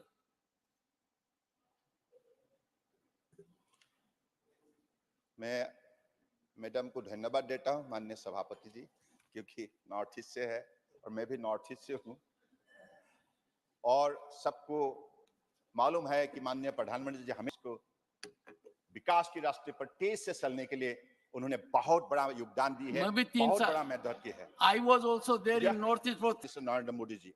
And in this regard, so far 33 integrated Ayush hospitals were approved and 9 are functional and 33 integrated Ayush hospitals are already under different stages of implementation and more than 850 numbers of health and wellness centers are being improved. So I believe that's the way we are trying to make Northeast very much sensitive in this regard in the sector of education, research and training as well as for hospital better facility. Thank you. Question number 18, Sri Neeraj Dangi. Question number 18. Honorable Minister. Supplementary 1, Sri Neeraj Dangi. सभापति महोदय का धन्यवाद है। क्या हो गया mic? Sir mic sir मेरे प्राथमिक प्रश्न का जो फोर्थ भाग है उसका आंसर प्रॉपर नहीं है। मैं समझता हूं कि पूरा प्रॉपर आंसर आना चाहिए था। मेरा पहला सप्लीमेंट्री क्वेश्चन है, क्या वित्त मंत्री जी उन विशिष्ट उपायों या प्रयासों के बारे में विस्तार से बता सकते हैं जिनकी योजना सरकार बना रही है या इसके अतिरिक्त डिफॉल्टरों की बढ़ती संख्या से उत्पन्न चुनौतियों से निपटने के लिए लागू की गई है? Honorable Minister.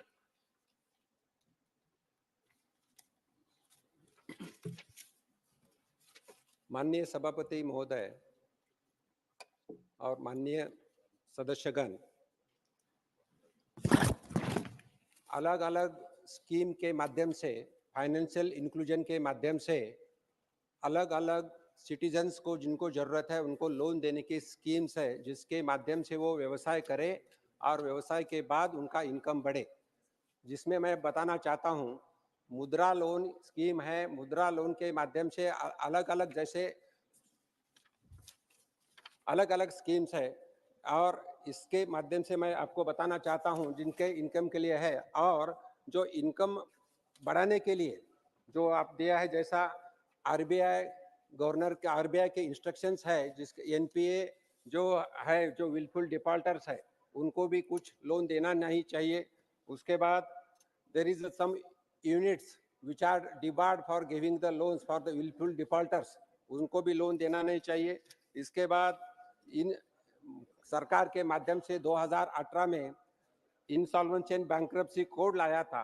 वो कोड के माध्यम से अगर अकाउंट एनपीए हो गया तो उनके ऊपर जो कॉर्पोरेट ऑफिस के केस हो सकती है।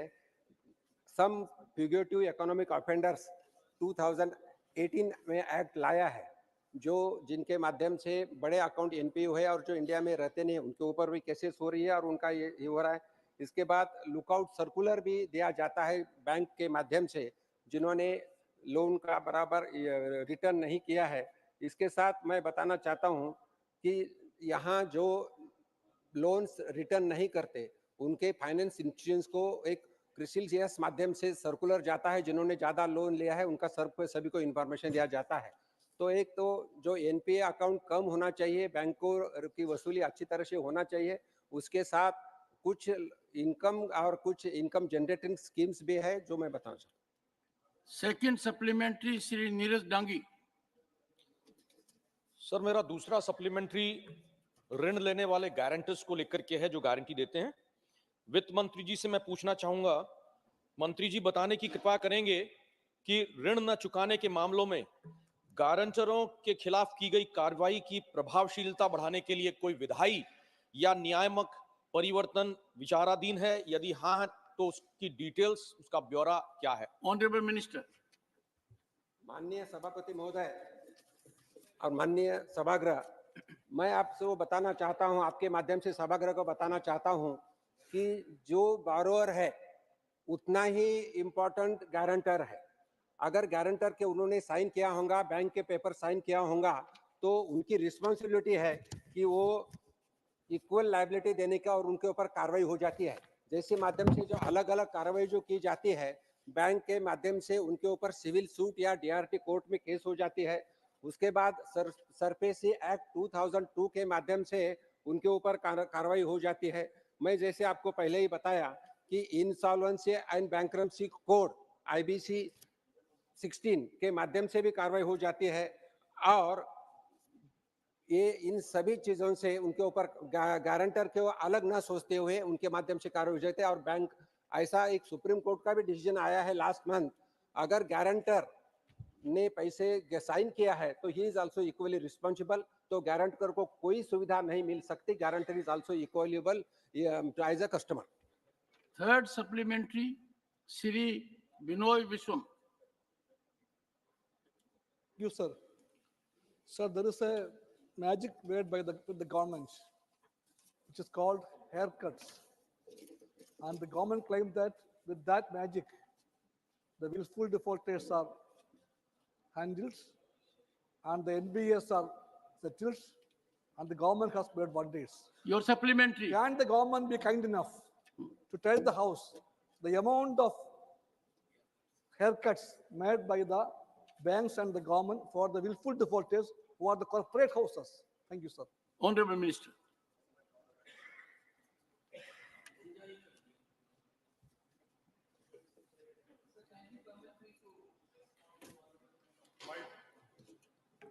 It's not the government which suggests saying take this haircut or take that level of haircut.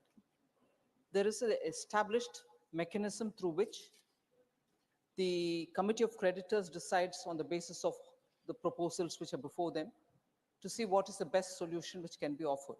So first I would like to dispel the impression that the honorable members having and also probably putting before this House that the government decides on how much has to be the haircut. Not at all. There is an institutional bylaw mechanism which decides on how the creditors are going to be paid back. So I would like, first of all, that thought to be removed. And if that thought is removed, there is no further answer required, according to me. Fourth supplementary, Shri Jawahar Sarkar. Sir, this question has been replied to in terms of receding amounts of bank loans, bank write-offs. Fair enough. The point that I want to ask is that are we making international comparisons? Because the IMF data released every 6 months shows that the average loan write-off, average bad loan, what we call GNPA to total loan, GNPA to gross NPA to total loan is around 1% to 1.5%. India went up to 11%. A humongous 11%. Forget the history. Your supplementary. My supplementary is government making comparisons with international norms to understand how good or how bad we are? Honorable Minister. प्रिय सभापति महोदय, मैं आपके माध्यम से माननीय सदस्य को बताना चाहता हूं, उन्होंने 3 से 4 क्वेश्चंस हमें राइटिंग में भी पूछा था और मैं बताना चाहता हूं, return of loan, write off loan, या it doesn't mean we are giving the waiving of the loan, there is a deep lot of difference.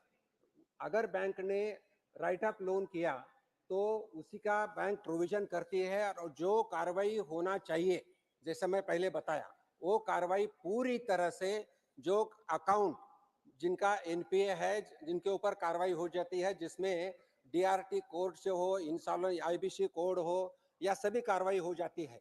अभी जो क्वेश्चन पूछा है कि जिसमें जो एनपीए के बारे में भी उन्होंने सवाल पूछा था 11.4, अगर मैं बताना चाहता हूं तो 11.4 जो हुआ था एनपीए, दैट वाज इन 2018, 2014 में माननीय प्रधानमंत्री जी के नेतृत्व में सरकार आ गई और ये सरकार आने के बाद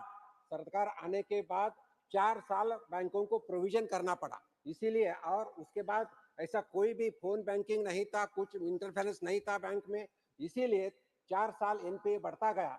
लेकिन अगर हम देखें तो एनपीए इतना कम हो गया है कि अराउंड 2% के आसपास है। एक मैं फिगर देना चाहता हूं, जिसमें अकाउंट अगर हम देखें एनपीए तो 2.06 करोड़ से 5.72 लाख, इतना एनपीए कम हो गया है। तो मैं इतना ही बताना चाहता हूं कि राइट अप और वे अप में फर्क है। नंबर 2, जो कुछ एनपीए हुआ था वो पहले इसमें हुआ था, और एनपीए का परसेंटेज भी मेरे पास मैं बताना चाहता हूं। 2022-23 में शेड्यूल कमर्शियल बैंक का एनपीए 3.87% है, पब्लिक सेक्टर बैंक का 4.97% है और प्राइवेट सेक्टर बैंक का 2.29% है। ये ग्रॉस एनपीए है। अगर हम आफ्टर राइट ऑफ करने के बाद अगर ये नेट एनपीए अगर देखें तो 0.95, 1.24 और 0.055 इतना नेट एनपीए है। तो जो 2018 में जो माननीय सदस्य ने फिगर दे, 2018 की फिगर है, 2018 से 2022 तक कंटिन्यूसली एनपीए कम होते जा रहा है। और मैं बताना चाहता हूं सभी सभागृह को कि अभी बैंक का, पर्टिकुलरली पब्लिक सेक्टर बैंक का, अगर सितंबर टू सितंबर लास्ट ईयर का, अगर हम लास्ट ईयर का, तो 1,04,000 करोड़ का बैंक प्रॉफिट में, और this year means September to September I am saying the profit is around 1,32,000 crore. All banks are in profit. NPA is going down, and under the माननीय मोदी साहब के नेतृत्व में हमारी इकोनॉमी बढ़ रही है और बैंक अच्छी कर रहे हैं। 5th supplementary, Shri Jairam Ramesh. Sir.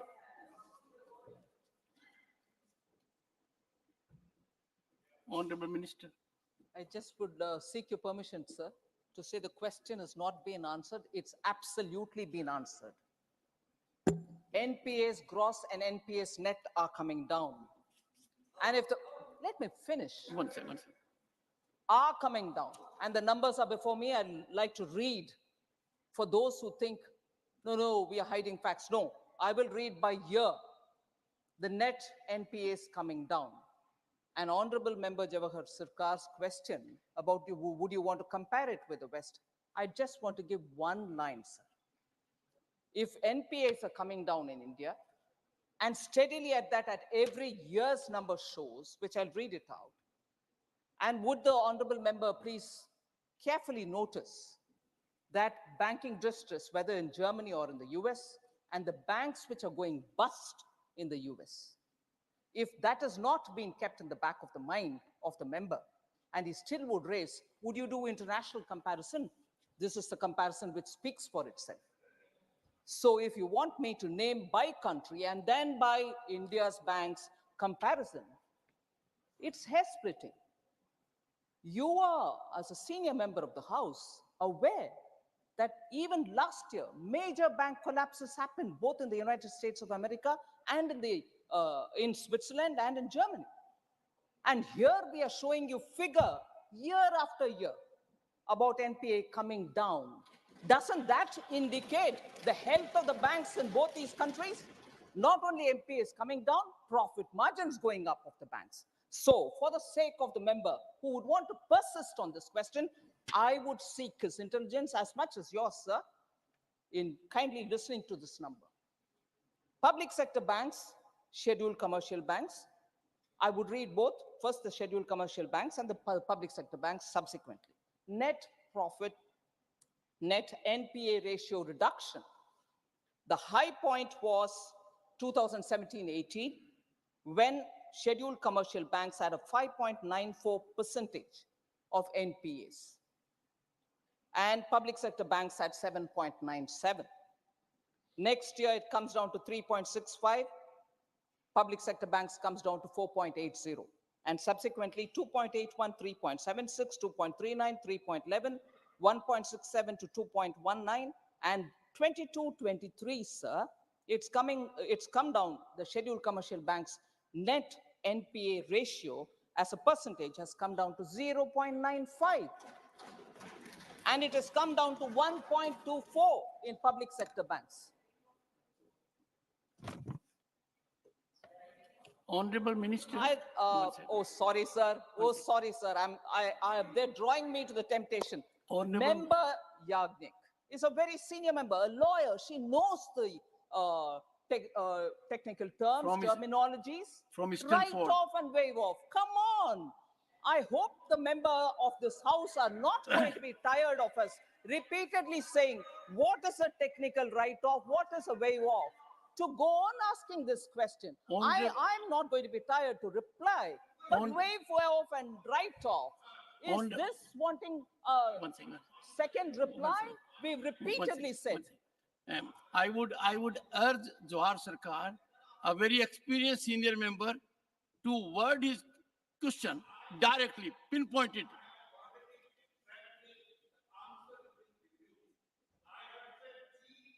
NPA, gross NPA to total loan is a percentage that is internationally accepted. Year by year comparisons are given out, and it is 1 to 1.2% on an international average. India has not come anywhere across it in the last 8 years. Would the minister, who has read so much, who has been kind enough to intervene, give us a year-by-year comparison of the IMF standard or the IMF accepted international standard of gross NPA to total loan? Okay, Mr. Sarkar, India's. Please, sir. I would, please. Honorable Minister, may, one second, please. Honorable Minister, may pardon my ignorance.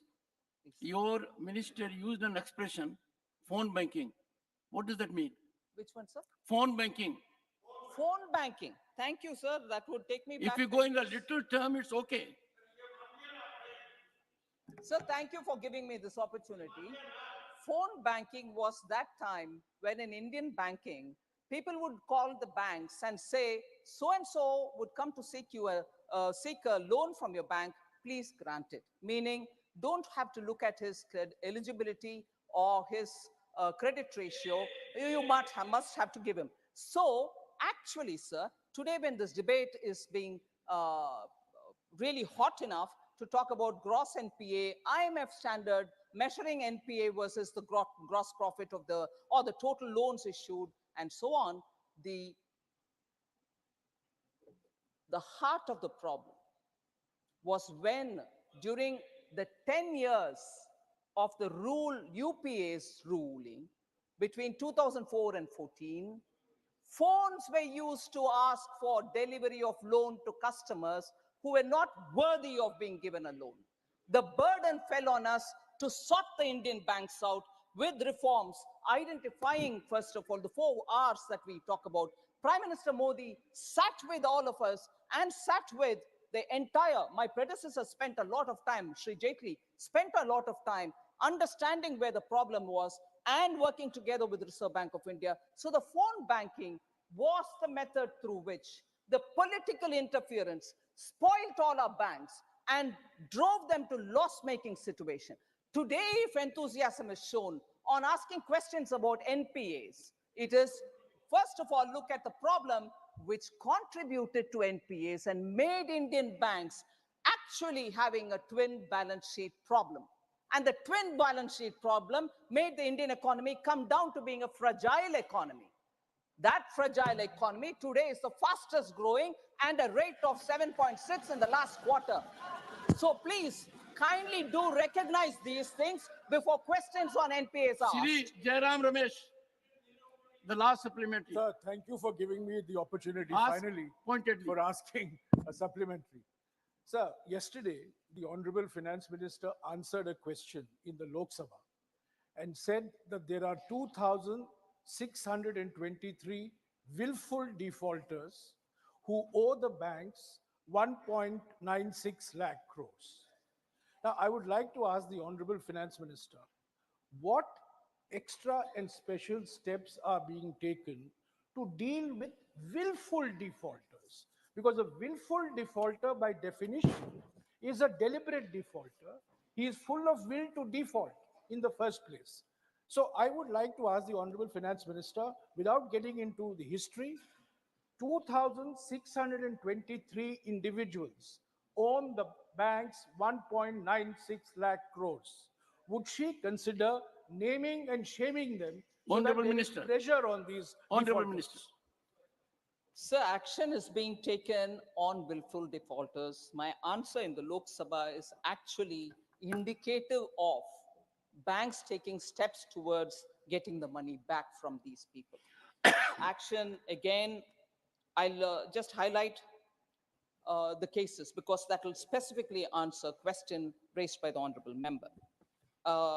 As of 31/3/2023, the legal suites for recovery were filed against 13,978 accounts. Action under SURFACE have been initiated in 11,483 cases. FIRs have been filed in 5,674 cases. Aggregate amount of 33,801 crores have been recovered till 31/3/2023. The amount recovered is 33,000. Sir, therefore, the actions, and also there was a time, I think I've answered a parliament question about cases taken up by the ED. Now, why do I bring that here specifically? The money is recovered and the money is returned to the banks themselves, subject to correction, because I'm just saying it out of my memory. More than about 13,000 crores have been given to the banks from these defaulters on whom PMLA cases have resulted in action through the Enforcement Directorate. So monies are being recovered through CBI cases, monies are being recovered through SURFACE. So specific action through the various legal provisions are being taken, and as a result, monies are going back to the banks. Now, as on 1st December 2023, just a couple of days ago, assets amounting to 15,186.64 crores have been confiscated by the ED. I want this specifically on the record. 15,186.64 crores have been confiscated by the ED, out of which amounting to 15,183.77 crores have been restituted to the public sector banks. That amount where I said subject to correction 13,000, I stand corrected. The amount is more than 13,000. It is 15,183.77 crores which have been restituted to the bank. So the bank, the phone banking, NPA, what goes to the bank? This is the kind of constant action being taken by the CBI, ED, and the income tax and others, that money, both from the willful defaulters and from others who owe the Consolidated Fund of India, the money which has to go back through the banks or otherwise directly, are being put back. So this 15,183.77 crores is under the PMLA. Furthermore, sir, PMC Bank has recovered. I'm sure many from Maharashtra will be interested in knowing about this. PMC Bank has recovered 104.02 crores with active cooperation and support of ED. Assets amounting 692.89 crores have been confiscated under the provision of the FEOA 2018. So monies are constantly being recovered, not small amounts, huge amounts, which are going back to the public sector banks. Thank you, sir. Question number 19, Sri Mukul Balkrishan Vasnik. Honorable Minister.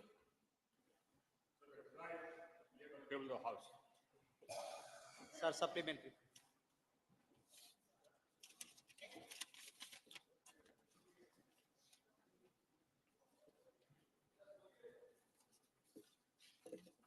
Sri Amar Patnaik.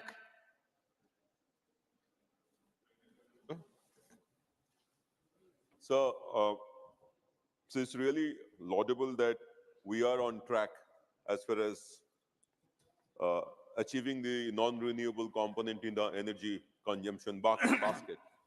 So, but I have a worry, sir. There is a report which says that Orissa has a potential of 1.5 lakh megawatts of solar energy, much greater than the assessment made by government. In the reports, in the answers which you have been furnished by the department, this is projected at 465.23 megawatts.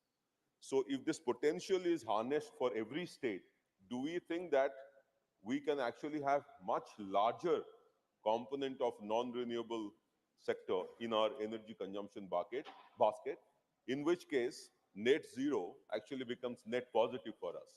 And we could actually be showing to the world that we are having a growth strategy which is much more greener than even what was anticipated world over. Honorable Minister. Mr. Chairman, sir, what the honorable member read out was the established solar capacity in Orissa, not the potential. So the potential is much more. What is happening, honorable Chairman, sir, is that we set up capacity to open bids, and naturally capacity is set up where, with preference to areas where the solar insolation is the highest or the wind speeds are the highest. So therefore, I mean, the solar insolation is not the highest in Odisha. The solar insolation is higher, much higher in Rajasthan or Andhra Pradesh, etc. So the preference by developers is given to these areas. And the whole country is connected by one grid. Therefore, it makes sense to harness solar potential in those areas first, where the insolation is higher so that the cost of power is less. And Mr. Chairman, sir, as the honorable member himself noted, actually, we are not only doing satisfactorily, we are doing very well. In fact, what we did was that we had pledged that by 2030, we'll have 40% of our capacity coming from non-fossil fuel sources. We achieved that in 2021. That's 9 years in advance. And today, our established capacity is about 186,000 megawatts, which is about 43% of our total established capacity. The target which we have said we'll achieve by 2030, that's 50% of our established capacity, we'll achieve before that. Because right now, apart from 186 gigawatts which has been installed, I have another 114 gigawatts which is under installation. Now, if you add all these, it comes to 300 gigawatts, 300,000 megawatts. And by 2030, my total established capacity would be in the region of about 780 gigawatts. So 50% of that is in the region of about, let's say, 373 gigawatts. So I just have to add about 80 gigawatts more. We'll achieve this target well in advance. Dr. C.M. Ramesh.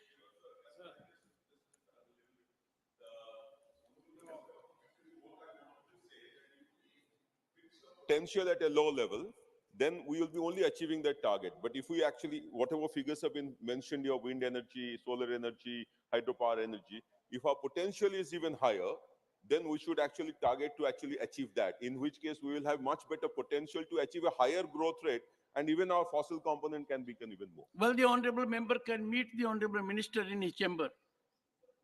Dr. C.M. Ramesh. As per the minister said rightly now, to achieve the goals, every year we had to do 30 gigawatts, solar I'm telling about solar. But doing the 30 gigawatts solar, now our manufacturing solar panels in India is not matching, not even 10 gigawatts. Some of the, whatever we are manufacturing, now in the USA there is a lot of demand. Now majority of the manufacturers, they are sending to the USA, and we are not importing because of BCD 30-40% tax. Now how to achieve this, Minister has to explain now. Honorable Minister. One, of course, is my friend Mr. Patnaik. Our ambition is not limited to achieving 50% of our capacity. In fact, our ambition is much higher. As the Prime Minister announced, by 2030, we'll have 500,000 megawatts of established capacity coming from non-fossil fuel sources. So actually, our ambition is much higher. Now, I already have 300 gigawatts, 300,000 megawatts established. I have to establish about 200 gigawatts to get to 500 gigawatts. So we've laid down a trajectory of bidding out 50,000 megawatts every year. That will actually take us to another about, we have 6 years left to 2030. Thank you, If I Honorable add 50 gigawatts every year, that will take me to 600 gigawatts. So I'll be ahead of that target as well. Now, the problem is about the problem which my friend Ramesh mentioned. The House was will about meet. availability of solar cells and modules. The Honorable Member may interact with the Honorable Minister. Right. The House will meet again at 2 p.m. today.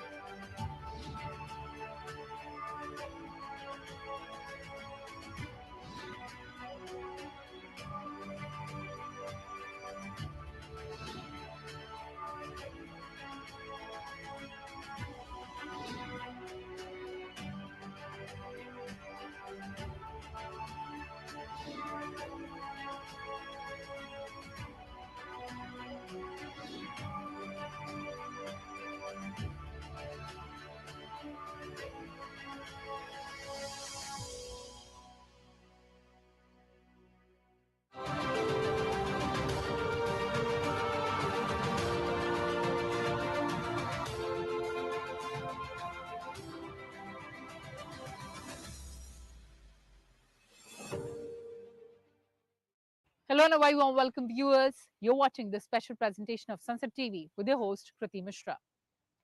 India's criminal justice system is set for a complete overhaul.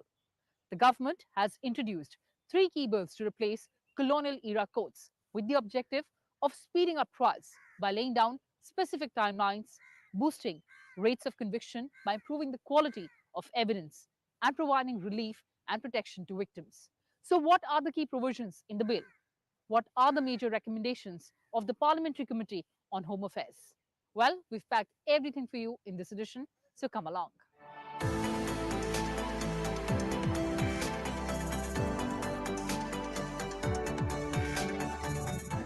India's criminal justice system has been predominantly shaped by laws and regulations inherited from the British colonial era. In the post-independence years, these legal foundations underwent alterations and amendments to align with the evolving requirements of modern times. The experience of 7 decades of Indian democracy calls for comprehensive review of our criminal laws, including the Code of Criminal Procedure, and adopt them in accordance with the contemporary needs and aspirations of the people of India. The pre-independence criminal laws were used by the British to protect their colonial interests, to rule the people and the country, and to maintain their authority and supremacy over India. There was a need for comprehensive review of the criminal laws, the Criminal Procedure Code, the Indian Penal Code, and the Indian Evidence Act, and adapt them according to the present-day needs and aspirations. In fact, Prime Minister of India also advocated for the need to revamp all the legislations enacted across all departments during the British era. देश ने 1,500 से ज्यादा पुराने और अप्रासंगिक कानूनों को रद्द कर दिया है। इनमें से अनेक कानून तो गुलामी के समय से चले आ रहे हैं। In accordance with the basic principles enshrined in the Constitution of India, it was proposed to bring about fundamental comprehensive changes in the framework of Indian criminal laws. With this objective in view, the existing Indian Penal Code of 1860, the Code of Criminal Procedure 1973, and the Indian Evidence Act 1872 would now be repealed and replaced by the Bharatiya Nyaya Sanhita 2023, the Bharatiya Nagrik Suraksha Sanhita 2023, and the Bharatiya Sakshi Bill 2023, respectively. The Home Affairs Minister introduced these 3 key bills in the Lok Sabha on 11th of August 2023. ये तीनों कानूनों को replace कर इनकी जगह जो 3 नए कानून बनेंगे, उनकी आत्मा होगी भारत के नागरिकों को संविधान प्रदत्त सारे अधिकार जो मिले हैं, इसकी सुरक्षा. The main problems in present legal system are very complex. There's huge pendency of cases in the courts. There's low conviction rate, and the amount of fine prescribed in laws is very less, from 10 rupees to 500. There's overcrowding of under-trial prisoners in prisons. There's very little use of modern technology in the legal system. And there's delay in investigation, pending hearing process, and delayed justice due to inadequate use of forensic evidence. The new bills seek to historically address the problems in the criminal justice system to strengthen law and order, simplify legal procedure, provide speedy justice, and adapt the criminal justice system with the technological advancements. Further, all the outdated references have been deleted in the proposed bills. These bills seek to create a legal structure which is citizen-centric and to secure life and liberty of citizens and adopt them in accordance with the contemporary needs and aspirations of the people. The Bharatiya Nyaya Sanhita 2023 repeals the Indian Penal Code 1860. Key changes proposed in the bill include sedition. IPC defines sedition as bringing or attempting to bring hatred or contempt or exciting disaffection towards the government. It is punishable with imprisonment term between 3 years and life imprisonment and or a fine. The bill removes this offence. It instead penalizes the following: exciting or attempting to excite secession, armed rebellion, or subversive activities, encouraging, feelings of separatist activities, or endangering sovereignty or unity and integrity of India. These offences may involve exchange of words or signs, electronic communication, or use of financial means. These will be punishable with imprisonment of up to 7 years or life imprisonment and a fine. Terrorism. The bill defines terrorism as an act that intends to threaten the unity, integrity, and security of the country, to intimidate the general public or disturb public order. The bill also penalizes conspiring, organizing, or assisting in preparation of any terrorist act within an imprisonment term between 5 years and life imprisonment and a fine of at least 5 lakh rupees. Petty organized crime. The bill makes attempting or committing petty organized crime punishable with imprisonment between 1 and 7 years and a fine. Death penalty for gang rape of minor. IPC allows death penalty for gang rape of women below 12 years of age. The bill now allows death penalty for gang rape of women below 18 years of age. The Bharatiya Nagrik Suraksha Sanhita 2023 was introduced in the Lok Sabha on 11th of August. It repeals the Code of Criminal Procedure 1973. The code provides for procedure for arrest, prosecution, and bail for offences under various acts, including the Indian Penal Code of 1860. The highlights of this bill are trials in electronic mode. The bill provides that all trials, inquiries, and proceedings may be held in electronic mode. It also provides for the production of electronic communication devices likely to contain digital evidence for investigation, inquiry, or trial. Electronic communication includes communication through devices such as mobiles, computers, or telephone. Forensic investigation. The bill mandates forensic investigation for offences punishable with at least 7 years of imprisonment.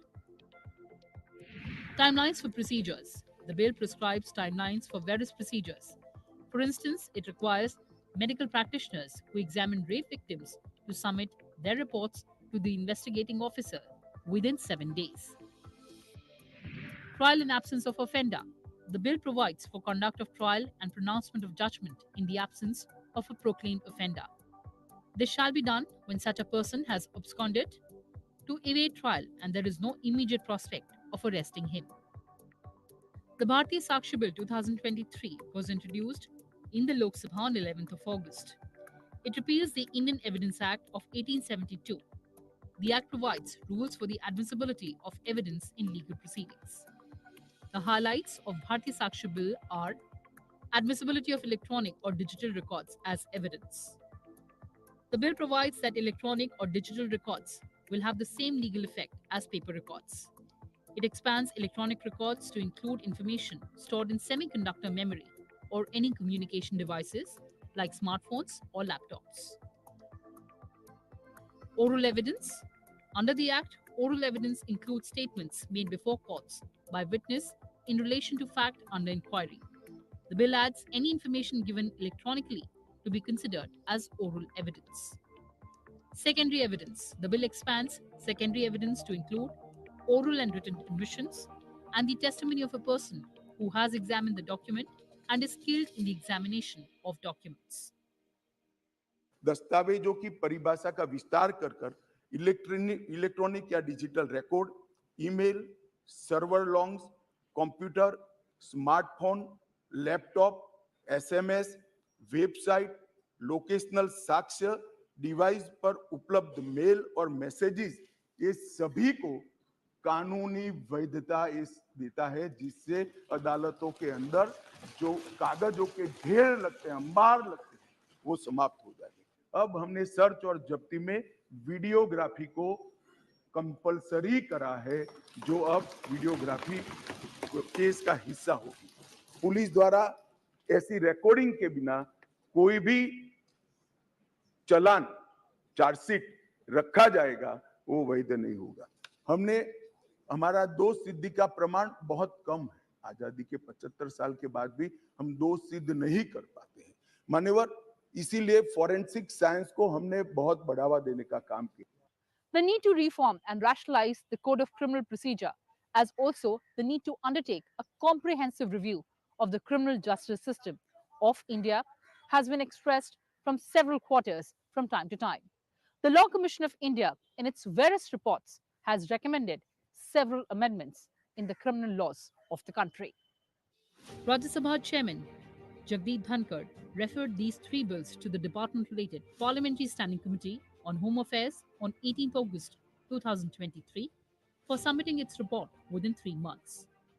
The committee, during its deliberations, held a total of 12 meetings spanning more than 45 hours. 19 domain experts were called before the committee to present their views on the bills. The experts invited to participate in the deliberations included senior advocates practicing in the Supreme Court and various high courts, renowned university professors, retired judges, chairman of Law Commission of India, retired Director General of Police, and besides, the representations received from private individuals and organizations and members of parliament and ex-members of parliament were also examined by the committee. Some of the major observations and recommendations of the committee include: the text of all three bills is in English language, and hence the proposed legislations are not in violation of provisions of Article 348 of Constitution. The Sanhita has widened the scope of definition of gender by including transgenders. For the first time, community service has been introduced as a punishment in Sanhita for petty offences. The committee appreciates the government for introducing death penalty as a punishment for the offence of gang rape on a woman below 18 years of age, which was not provided in the IPC. The committee has recommended the government to seek the opinion of Attorney General and Solicitor General of the country with regard to Clause 1012, which is apparently about mob lynching. The committee appreciates the government for enhancing the punishment under Clause 104 on causing death by negligence from 2 years to 7 years. However, the committee has recommended reducing this punishment to 5 years, as the proposed punishment of 7 years is unreasonably long. The committee commends the addition of Offence of Terrorist Act in the Sanhita. The committee compliments the government in deleting the term sedition from criminal law by rephrasing it without compromising the security of the state. The committee has recommended the government to include Section 377 of IPC in the Sanhita. A recommendation has also been made to retain Section 497 of IPC on adultery in the Sanhita by making it gender neutral. This is 75th year of our independence. Now, the salient features: the Bharatiya Nyaya Sanhita, number of sections had been reduced